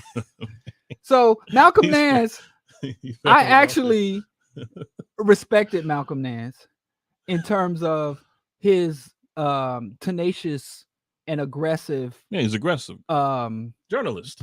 Yeah. And exposing the corruption of the state. Yeah. He took it to Trump. Right. And now he's taking it to Ukraine. Yeah, and that kind of actually blazing, brother. That actually threw me. I used to read his blog and look up what he would say because he was just calling out all the Trump corruption and calling out all the various actors and hopefully he doesn't get hit by friendly fire by like Pat Tillman when he went to you Afghanistan. Say that? I say hopefully he does. I say any U.S. imperialist that is outside of U.S. borders engaged in any type of acts of violence should get treated the same way any non-U.S. citizen coming to the United States to engage in violence would be treated. I look forward to the movie. I think he's a mascot. He is. I don't think he's seeing combat. He's like Black Hulk Hogan. I am a real American. So they're parading him out, and it's good PR. Every man. Because, and if you don't know who Malcolm Nance is a U.S. veteran that took up arms to go to Ukraine to fight the Russians. That's who Malcolm Nance is. And Malcolm Nance is skilled. His real he's background he's fighting alongside neo-Nazis. Military intelligence. Yeah. No, I think what he is Tokyo Rose, where there would be these figures in a conflict that they would pray. Remember Pat Tillman? Yeah, he played for the Cardinals. He died because of friendly fire. But when he went to the military, they told Pat, "We want you to tour around the United States, and we want you to enlist in the military, like Elvis Presley did." Like they wanted Muhammad Ali to do. Yeah. They wanted him to dress up in military uniforms and go around as a recruitment tour. Right. And like Joe DiMaggio. Right. Ted Williams and a host of others. And Elvis enlisted for the Korean War. He never saw exactly. Yeah. So they're parading Malcolm Nance out. And he's geared up. He's got a big knife. He's got a gun. About Joe Louis. Joe Louis' story was that he was he was really trying to be an American. He went over there. He fought.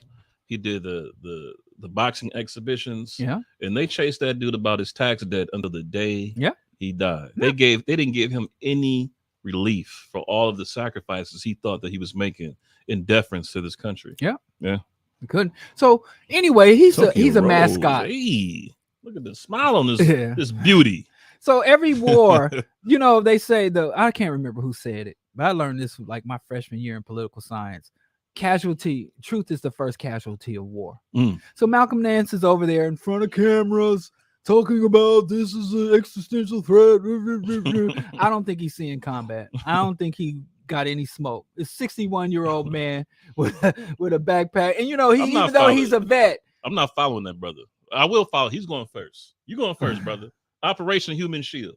I ain't Malcolm Nance. And the Nigerian government had 200 Nigerians went to their state, went to the consulate, really, and said we want to go fight for the Ukrainians. Something wrong.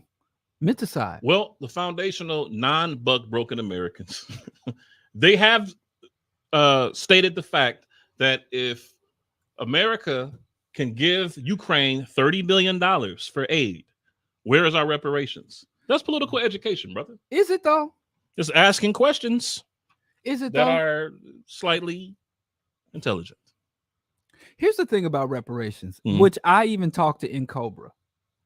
I was a member of the National Black United Front, which was basically a sister organization of Cobra. Yeah. And like the national chairman before he passed away, Dr. Conrad Warwill, was also a board member of Cobra. They went, and him and Samori Grace, or Bill Grace, one of my mentors, they were the guys that went over to the UN and went to the International Court of Human Rights to make reparations for African people an international thing. And here's the thing about reparations that I don't see Black people doing. Every group that has made a request for reparations, there's two things involved with reparations: the request and the consequences.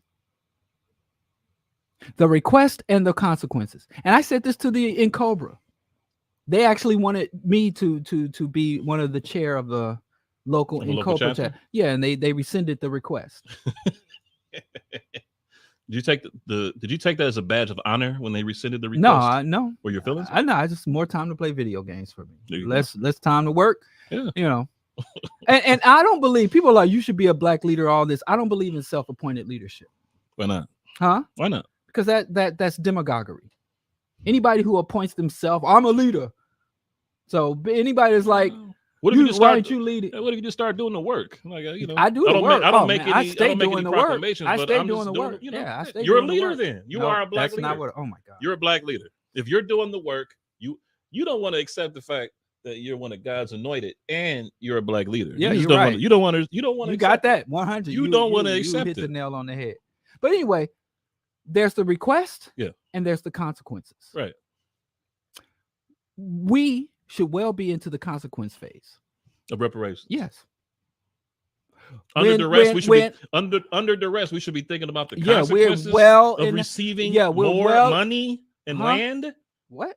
No, the request is you make the request for reparation. Yes. If the request is not granted, yes, you impose consequences. Yes. Why aren't we in the consequence phase? We will vote less. Everybody if you don't give us understand reparations, we will vote less. How does that harm them? We will consume How less. does that harm those that owe us? Less. How does that harm us? Supply chains, brother. Nope. I couldn't get nachos at the movies the other day. The myth of read Dr. Ball's book, The Myth of Black Buying Power. Yeah, we had him on. He talked about that. Right. Yeah, I reminded Dr. Ball that he was our first guest. He was. He did not remember. He was like, who? Dr. Ball is an important person, man. Yeah, he don't got time for us. out there. Us peasants. He's balling. But anyway, should have showed him the picture. There are several what you call choke points in the U.S. economy and U.S. political and in the U.S. cultural system. There are several ways that if the Black community was organized, that we could impose consequences. And you don't even need all Black people. Right. If you bring all Black people together and say, how many Black people support the reparation struggle? Just the Black people who claim to support the reparation struggle. If you could come to them with a proposal saying, this is what our request is. These are the consequences if our demand isn't met. That's in every freaking contract and negotiation. Right. It's the same thing when Ice Cube had that contract with Black America. He had all these things he was asking for. Yes. He was organizing Black people. No. Ice Cube. Ice Cube got What I'm my saying? YouTube page. You shut true down. to the game. Ice Cube shut you down. If I could rap, man, I'd make such You a wasn't song, true to the game. I guess. How did you do that? What did you say? I don't know. What did you say about Ice Cube? I He said a made lot. Friday. You got- First of all, he made Friday. So let's just start there. Okay. He made Friday, next Friday, and Friday after next. All the Friday Players Club. movies He brought Players Club. I never to saw brothers. that movie. You never saw Players Club, brother? I was done with Ice Cube when he stabbed Dr. Khalid Muhammad in the back. For research purposes, you need to watch Players When Club. Dr. Khalid Muhammad, when he stabbed Dr. Khalid Muhammad in the back, metaphorically, I stopped messing with. I never met. Be honest with you, I never did messed. the Nation. He Real didn't do talk. anything I don't the mess Nation with the didn't do. nation either. I don't mess But with the nation. they got either. you off meat, at least. I tell you, the most honorable Elijah Muhammad got You me gotta off get the props swine. We got to get props when props is due, man. It was the Nation imperial- got you off of the just swine. the swine. Just He the did. swine. And to be honest with you, chicken is worse than swine. I don't understand you people out here talking about I don't eat red meat. You know, chicken and fish are much worse than beef and pork. How so? Because of the mercury? Yeah, the pathogenic properties is what they call it. Why does it taste so good? It doesn't. You know what? You know how you tell if something actually tastes good or not? Mm-hmm. I want to do an experiment. What? Oh, I know what you're going to say. Don't put the seasoning on it. Nope, that's not what I was about to say. That's what you used to say. No, but what's the new point? Walk out into a chicken coop and pick up a chicken and bite it. That's the same as you be on a subway trying to eat your vegan burrito, seeing rats and feces in the subway. Why would I want to see that? It was a poppy seed bagel. Poppy seed bagel. Walk to a chicken coop, pick up a live chicken and bite it. That's how the coyote does it. That's how the hawk, the chicken hawk. You said it tastes good. Yes, said chicken fried and good. died on the side with some Lawry's, brother. Okay, before you fry chicken, what do you do? A big chicken. What do they make the batter of the fried chicken out of? Flour, cornmeal. Boom. Yeah. Plant. Okay, what else? And then what do you do after you put the batter on it? We shake it in the bag. What's in the bag? What's in the bag? We season it with the flour. In the bag? And what's in the flour and seasoning? It's not just flour. What else is in there? What's in there? What's in there? You don't even know what you're eating. Deliciousness. Let me tell you. That's what's everything in it. That has anything to do with the flavor of chicken is a freaking plant. Everything.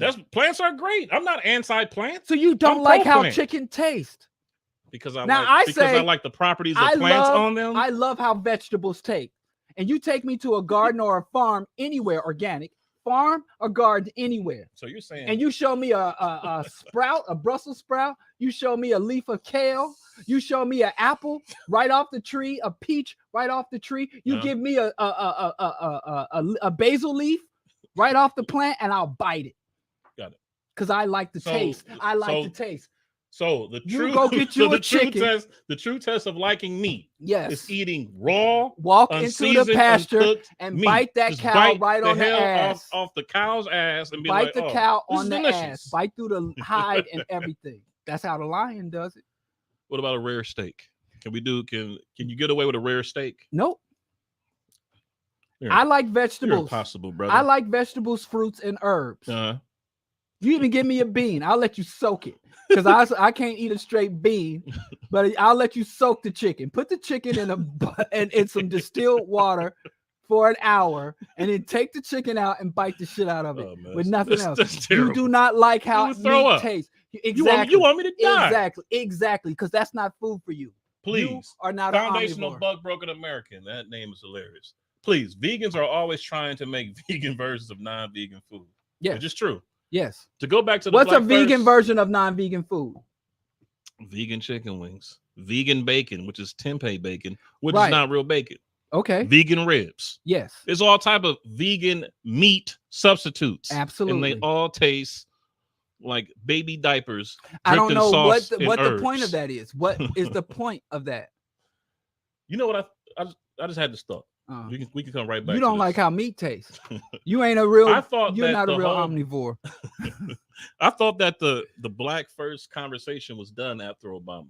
Like I just thought that if we reached the highest position in this country, any other black firsts would not mean anything anymore. Nope. I honestly thought that. Has a black man stepped on the moon? And I was wrong. Has a black man stepped on the moon? I know. We still got to get there. Right. That's going to be a big thing. I mean, there's a whole list of that's things going to be a big no thing. black person has done. I just thought it would be over, like, oh, Obama made it. So whatever you doing, first black janitorial company, we don't care. We don't have a black president.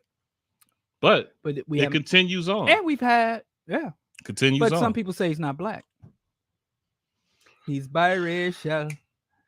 Biracial girl. Meat eaters always trying to make their meat taste like plants. Exactly. It's the best of both worlds. And can I tell you one more thing? Can I tell you one more thing? What's up? Meat is inherently pathogenic. Okay. Plants are not pathogenic. Okay. Meat is not human food. It's unfit for human consumption. And the humans that eat meat are not omnivores or carnivores. Are you an omnivore? Yes. No, you're not. Because I don't eat raw meat. You don't have the capacity to eat raw meat. I know that. It's not because that's why we cook it. Right. You have to cook it. Yes. So if you have to cook something, for that's not part reasons. of your exactly. It's not safe for you. I've taken the food safety courses in 3 states: Illinois, New York City, and Missouri. Mm-hmm. And the meat is extremely toxic and dangerous to you.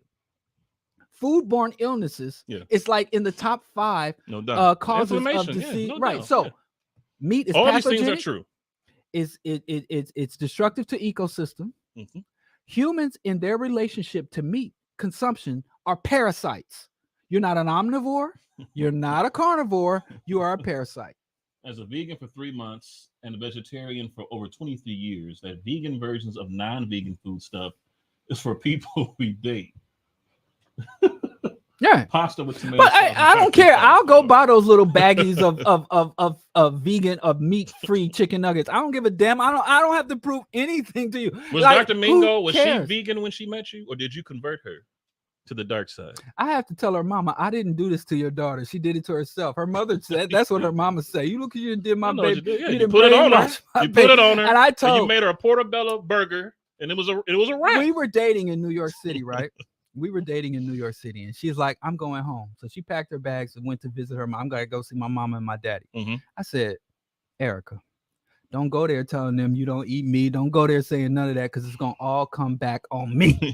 No doubt. They're going to be like, you went to New York and lost your mind. No doubt. So no, she was a vegetarian. She was a vegetarian. She was a vegan. Okay. But she was playing basketball or something, and she injured herself.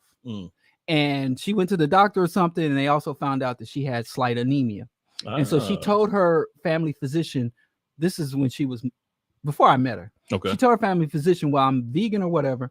And the doctor said, you have to eat meat because you are meat. So this is a very stupid doctor, because doctors get less than he was pro-meat. Get less than 4 hours of nutritional training to graduate medical school. Oh, wow. So doctors know next to nothing about nutrition and proper diet. So anyway, she went back, and so she at that time she would eat fish and dairy.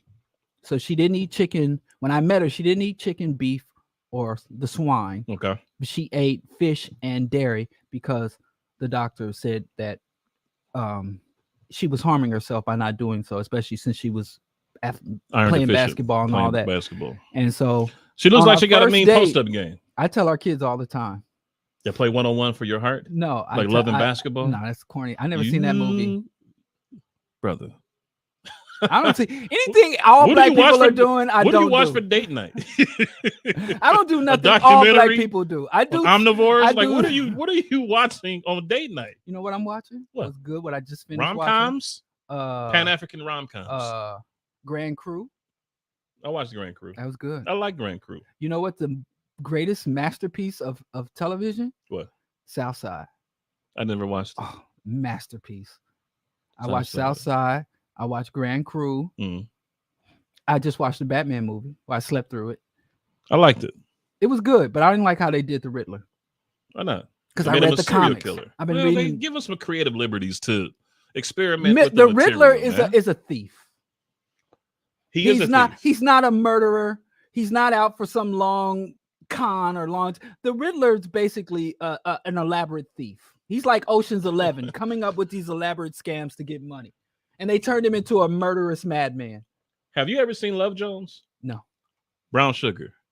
No. Trying to think of other black rom-coms. I saw Menace to Society.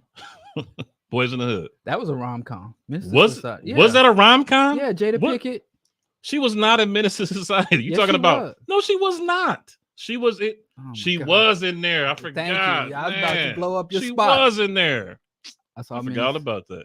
That was a romantic Baby Boy. I saw Baby Boy. That was a minor subplot. I love. The dude Jada in that movie was a minor subplot. There's a line in that movie that I quote every day. What movie? What movie you talking about? Menace to Society. What? Jada Pinkett was trying to tell Tron, whatever the lead character. She was trying to say, let's move to Atlanta. Yeah, move to Atlanta. Every time it was some struggle, it was some street shit, she'd always be like, we gotta move to Atlanta, move to Atlanta. Yeah. And close to the end of the movie, he turned to her and said, you act like Atlanta ain't in America. I was like, word is born. I need to tell black people that right now today. They act like Atlanta ain't in America. You think it's Black Wakanda, brother. It's Black Wakanda. Yeah. Don't disrespect it, man. Yeah. Yeah. If you want to have a hip hop career, if you want to be on a Tyler Perry show, you need to go to Atlanta. There's a lot of black independent movies out there. That's the thing about trash. Black ownership. But they got a Zaxby's. I appreciate Tyler Perry for one reason.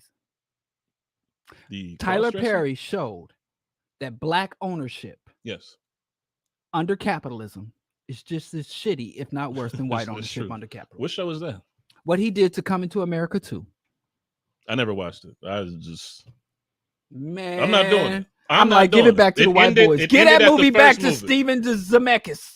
Whoever the white boy. I have no desire to watch that bastardization of a classic movie. I don't care. I don't care to watch it. Boy, but yeah. So can we so did we do anything to cover Malcolm Nance? This Ukraine conflict. He's a real nigga. Let me tell you something about this Ukraine conflict. Malcolm Nance, real nigga. Number 1. 2.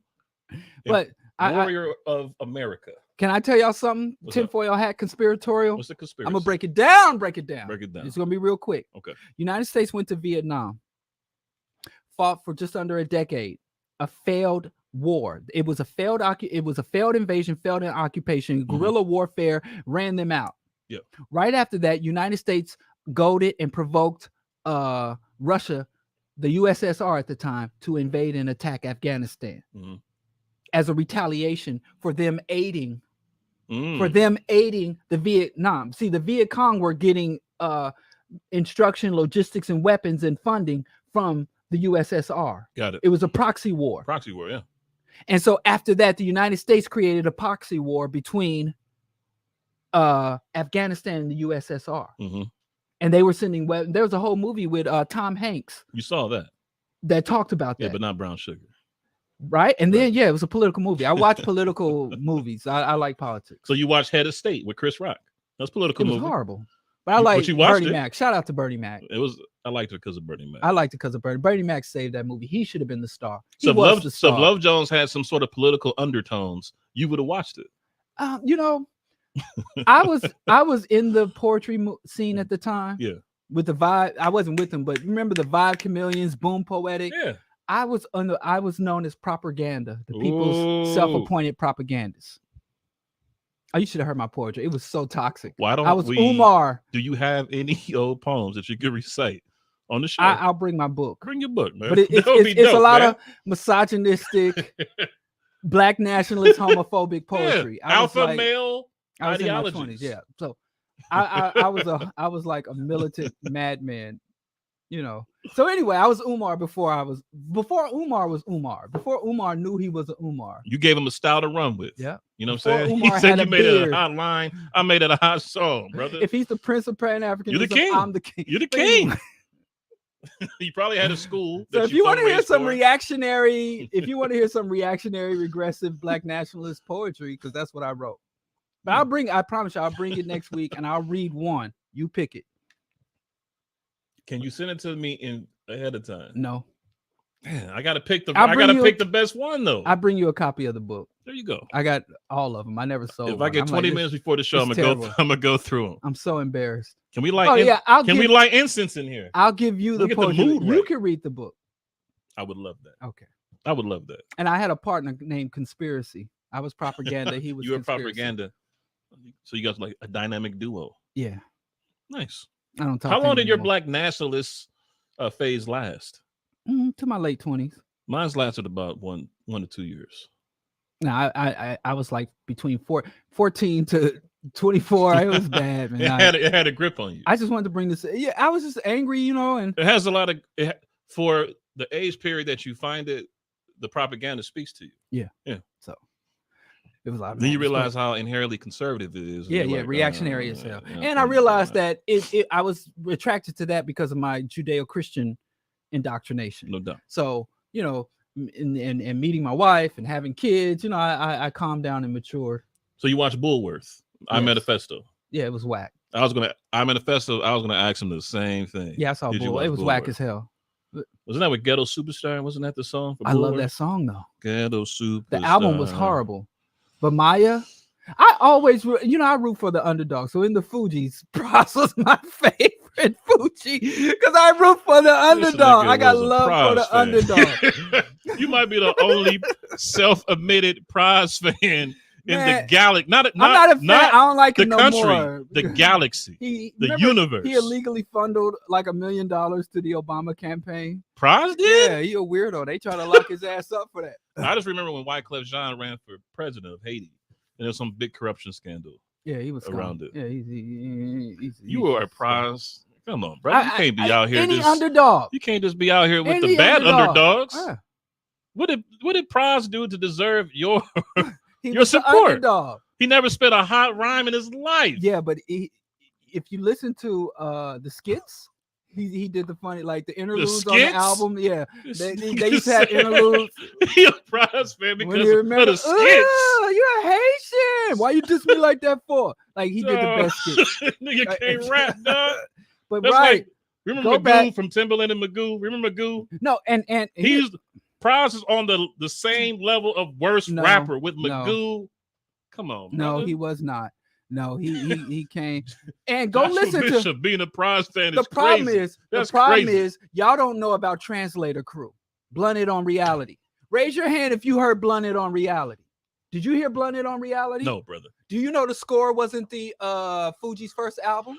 Y'all some fair. What does it have to be with Pras being butt cheeks when it comes to rapping? He inspired you. Pras inspired you. Look, this is their first album. You see this right here? This is the first Fugees album. Okay. Y'all ain't never see. Y'all think y'all like the Fugees. Y'all into commercial music. Y'all into pop music. Go get Blunted on Reality, the Translator Crew, because that was their original name. It wasn't the Fugees.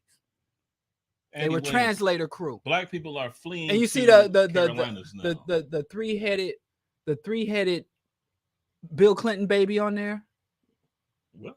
Yeah, it's y'all. You don't, man. It's levels. Anyway, where was we? I think we got. There are levels. Again. There's Pras fans and the rest of us. That's the levels right there.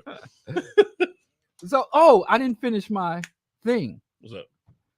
The United States got into a really bad occupation of a third world country in Vietnam. They provoked Russia to attack Afghanistan after that. Then the United States had another failed imperialist campaign, and they provoked Russia again to fight another proxy war. When the United States has a failed occupation and invasion, they always provoke Russia into a proxy war. What's the thinking behind that? The reason they do that is for international standing. The United States lost international standing, right? When Trump was elected, we lost international standing. They lost the war. They don't care about who the president is. Yeah. President doesn't, the president is a figurehead, but I ain't gonna get into that.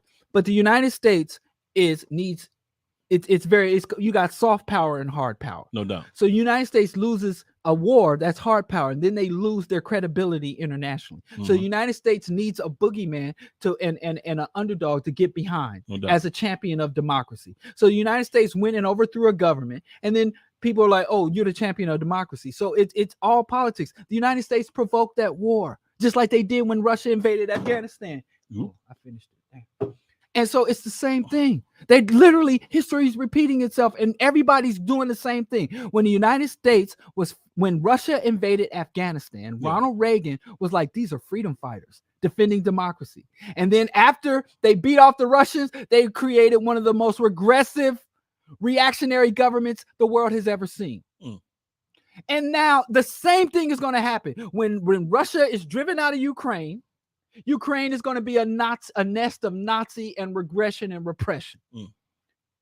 And the United States claims they're fighting for democracy and the freedom of the Afghan people, which we are. And now they're fighting for it's crazy to me, and nobody's making this connection. It's like I'm a madman in a box all by myself. Biddle is just as big a hater as Diallo. Oh wow, it's debatable. I see the hurt in your eyes. It's debatable. Don't cry on camera, man. We That's alphas. Not proof. Remember, we it's alphas. Debatable, but it's a good piece of evidence. You ever see that video of Dr. Umar saying that? He said it's not proof. It's still debatable, but it's a good piece of evidence. I don't watch Umar, man. It's a no context Dr. Umar Twitter page. Oh, it's hilarious. Send that to me. I'm a hater, man. I don't hide it. You know who I'm likes proud Umar? of it. I love it. I bathe in it. I don't consider I warm myself myself a hater. with it. Yeah, you might not, but you are one. I don't consider you myself. You cannot consider yourself black, but you're black, and you're definitely a hater. No, you're principled. No, I'm but not a hater nonetheless. I'm not a hater ultimately. Oh, okay. You know why? Why? Because you're a prize fan. It's like when people say, "I don't want black businesses. I don't want to have black millionaires." Right? Right. I don't support black capitalism. What do they say about you? You love poverty. You want black people to be poor. Yeah. But what's the number Step one? What's the number one source of poverty and income inequality? Capitalism. No. You tell me then. What's the number one source of income inequality and Drugs. poverty? I'm kidding. We know it's capitalism. Right. Yeah. So being anti-capitalist means I'm anti, but people don't understand that. So it's the same thing about hateration. Yeah. I don't need no hateration, holleration. I love African people. I love liberation. I love justice. Yes. And how can you love something if you don't hate that which attacks and undermines that which you love? You're fueled by hate. Right. But you're also no, I'm not fueled by hate. I'm fueled by the things that kills the things that you love. Well, I think love and hate are transient emotions. I would say that I try to be rational. So I don't think that I'm a hater because the things and people that I hate are those who harm the things that I love. Yes. But you're also romantic. No, I'm not a Roman.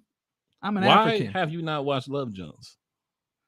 Is there a principal reason as to why you not? Number one, that dude, he was old dog. He's old dog to me. I can't watch him He can't be nothing else. Nah, he's old dog. It was too soon. It came right on the heels, back to back. I'm like, I just saw this dude. I'm surprised. You know, I'm surprised I feel sorry for your Jones. mother. Remember that? And he, yeah. Send him to heaven. Yeah. Took a dirt and I was nap kind of through with the poetry scene by that time. What was it? What was the last poem you ever spit? Hip hop. That's the one I'm going. Hip hop has been colonized by those who despised it a decade ago. It was a poem about white people infiltrating hip hop. Did you ever make any poems about women? Yes. Oh yes. Terrible. We're going there. It's about women, how men speak the truth, brother. How women dress and it's in salacious, wearing salacious clothing and not respecting a man's right to rule over the household. I don't know. Has before we get out of here, we got 4 minutes. First of all, check us out every Wednesday, 7 to 9 p.m. Right. Q4 Radio. We will have the YouTube stream next week. And people can call in. Yeah. When we figure that out. We'll give the call-in number. Yeah. So people can hear your voices. You know what I'm saying? Yeah. And what else are we gonna do? And talk. Hey, has Praz ever spit a lyric that impressed you? I like Ghetto Superstar. Can you recite it verbatim? Oh, yeah, he spit something dope. Tell me. He said, "Probable cause got flaws like dirty draws. Meet me at the corner store so we can start the street war." Ooh, Lauryn Hill wrote that. How you? I know he didn't write that. How you know? Because he's whack, my nigga. It's whack. It's on a song called "The Beast." So go That's look an impressive at lyric. On the Town. That was impressive. Loose. The fact that you know a Praz lyric, Probable cause got continuously flaws impress me. like dirty draws. Meet me at the corner store so we can start the street I'm war. impressed. That's my favorite line. Somebody asked me the other day, name 3 Benzino songs, and I could not. They said, Shout name out to 3 Benzino songs or you Benzino die. tried to smother Eminem's career in the womb. He tried it, and he released the racist rap out. And he gave it away for free. If you bought a Source magazine, he put out the racist rap where Eminem said, "Don't date a black girl because a black girl is a whack girl. Black girls are Never bitches." heard it. You never heard Did he say it during 8 Mile? If he did not, I did not hear it. You saw 8 Mile? Yeah. I never saw that either. Nia Long is finer in the mud. Okay. Facts. Can we get everybody has their time. Dozier. I hope I said that correct. Can we get a word in Diallo? Biddle's even having a tough time. What does that mean? I guess she wants to say something. Yeah. You be flowing, man. You be flowing. Sorry. Yeah, I'll try to curb. It's all good. It's our first time back, man. Yes. It's been a long time. We shouldn't have left y'all, man. We shouldn't have left you with some dope Pan-African raps to step to. It's been like 6 years. Yeah. 6 years. I'm gonna play some pros on the way home. No, you're not. No, I'm not. It's not on the internet. There's not a prod song on the internet. Yeah, play the beast. Thank you, everybody who listened to us tonight. This is our premiere show. Wednesday nights. You could have been doing anything. Moon Knight's on, and you kicked it with us. I appreciate that. I appreciate y'all too. Just give y'all some smooth. Thank you. At Politics X Bullshit or Politics XBS. We on gotta Instagram. Coordinate that. We got like 5 different names every site, man. No, it's consistent. Instagram, Twitter. It's Politics XBS. Let me put it. The at name is Politics XBS. If you put in Politics X Bullshit in the search, Politics X Bullshit. That's it. You go there across social media, Twitter, all that. JN. So you did our job. Great show. Yeah. Love your lectures, but the dialogue brilliant. Right, that's the magic. We making magic over here. He's like Kareem. I'm magic, setting them up for the sky hook. What? Kareem. I don't like Kareem no more. We doing this list, man. I had opportunity. What does Diallo like list? I got an opportunity to meet Kareem at the Schomburg. How did that go? He's a bright guy. He seems like it. He's tall. Sell out. Anyway, says the prize fan. Q4.org supports Q4. No doubt. So we can keep having independent progressive radio. Q4.org. Thank you so much. Politics and BS, politics and bullshit. We will be here, and next time maybe we'll get to the whole list of topics. Hey man, you never forget your first. Yeah, it's just a warm up. All right. Yeah. I wanted to talk about Alex Jones. We talked about somebody more important. Who? Malcolm Nance. Yeah, he's fighting for us. I'm gonna go home and sleep so secure knowing Malcolm Nance is out there. Is he working in the mess hall? Man, is he making plates? He's a mascot over there, playing spades, teaching the Nazis how to play spades. Hey. Anyway, first rule, don't renege. All right. That was. Okay, let me. Alright. Peace. Let's see y'all. Check out the Mix Show Monday, Bro Diallo broadcast on Q4, 8 a.m. Or is it 8 a.m.? I think it's 8 a.m. or 7 a.m. to 9 a.m. on Mondays. And the Politics and BS show every Wednesday night, 7 to 9. Hey, yeah. All right, y'all. Be safe.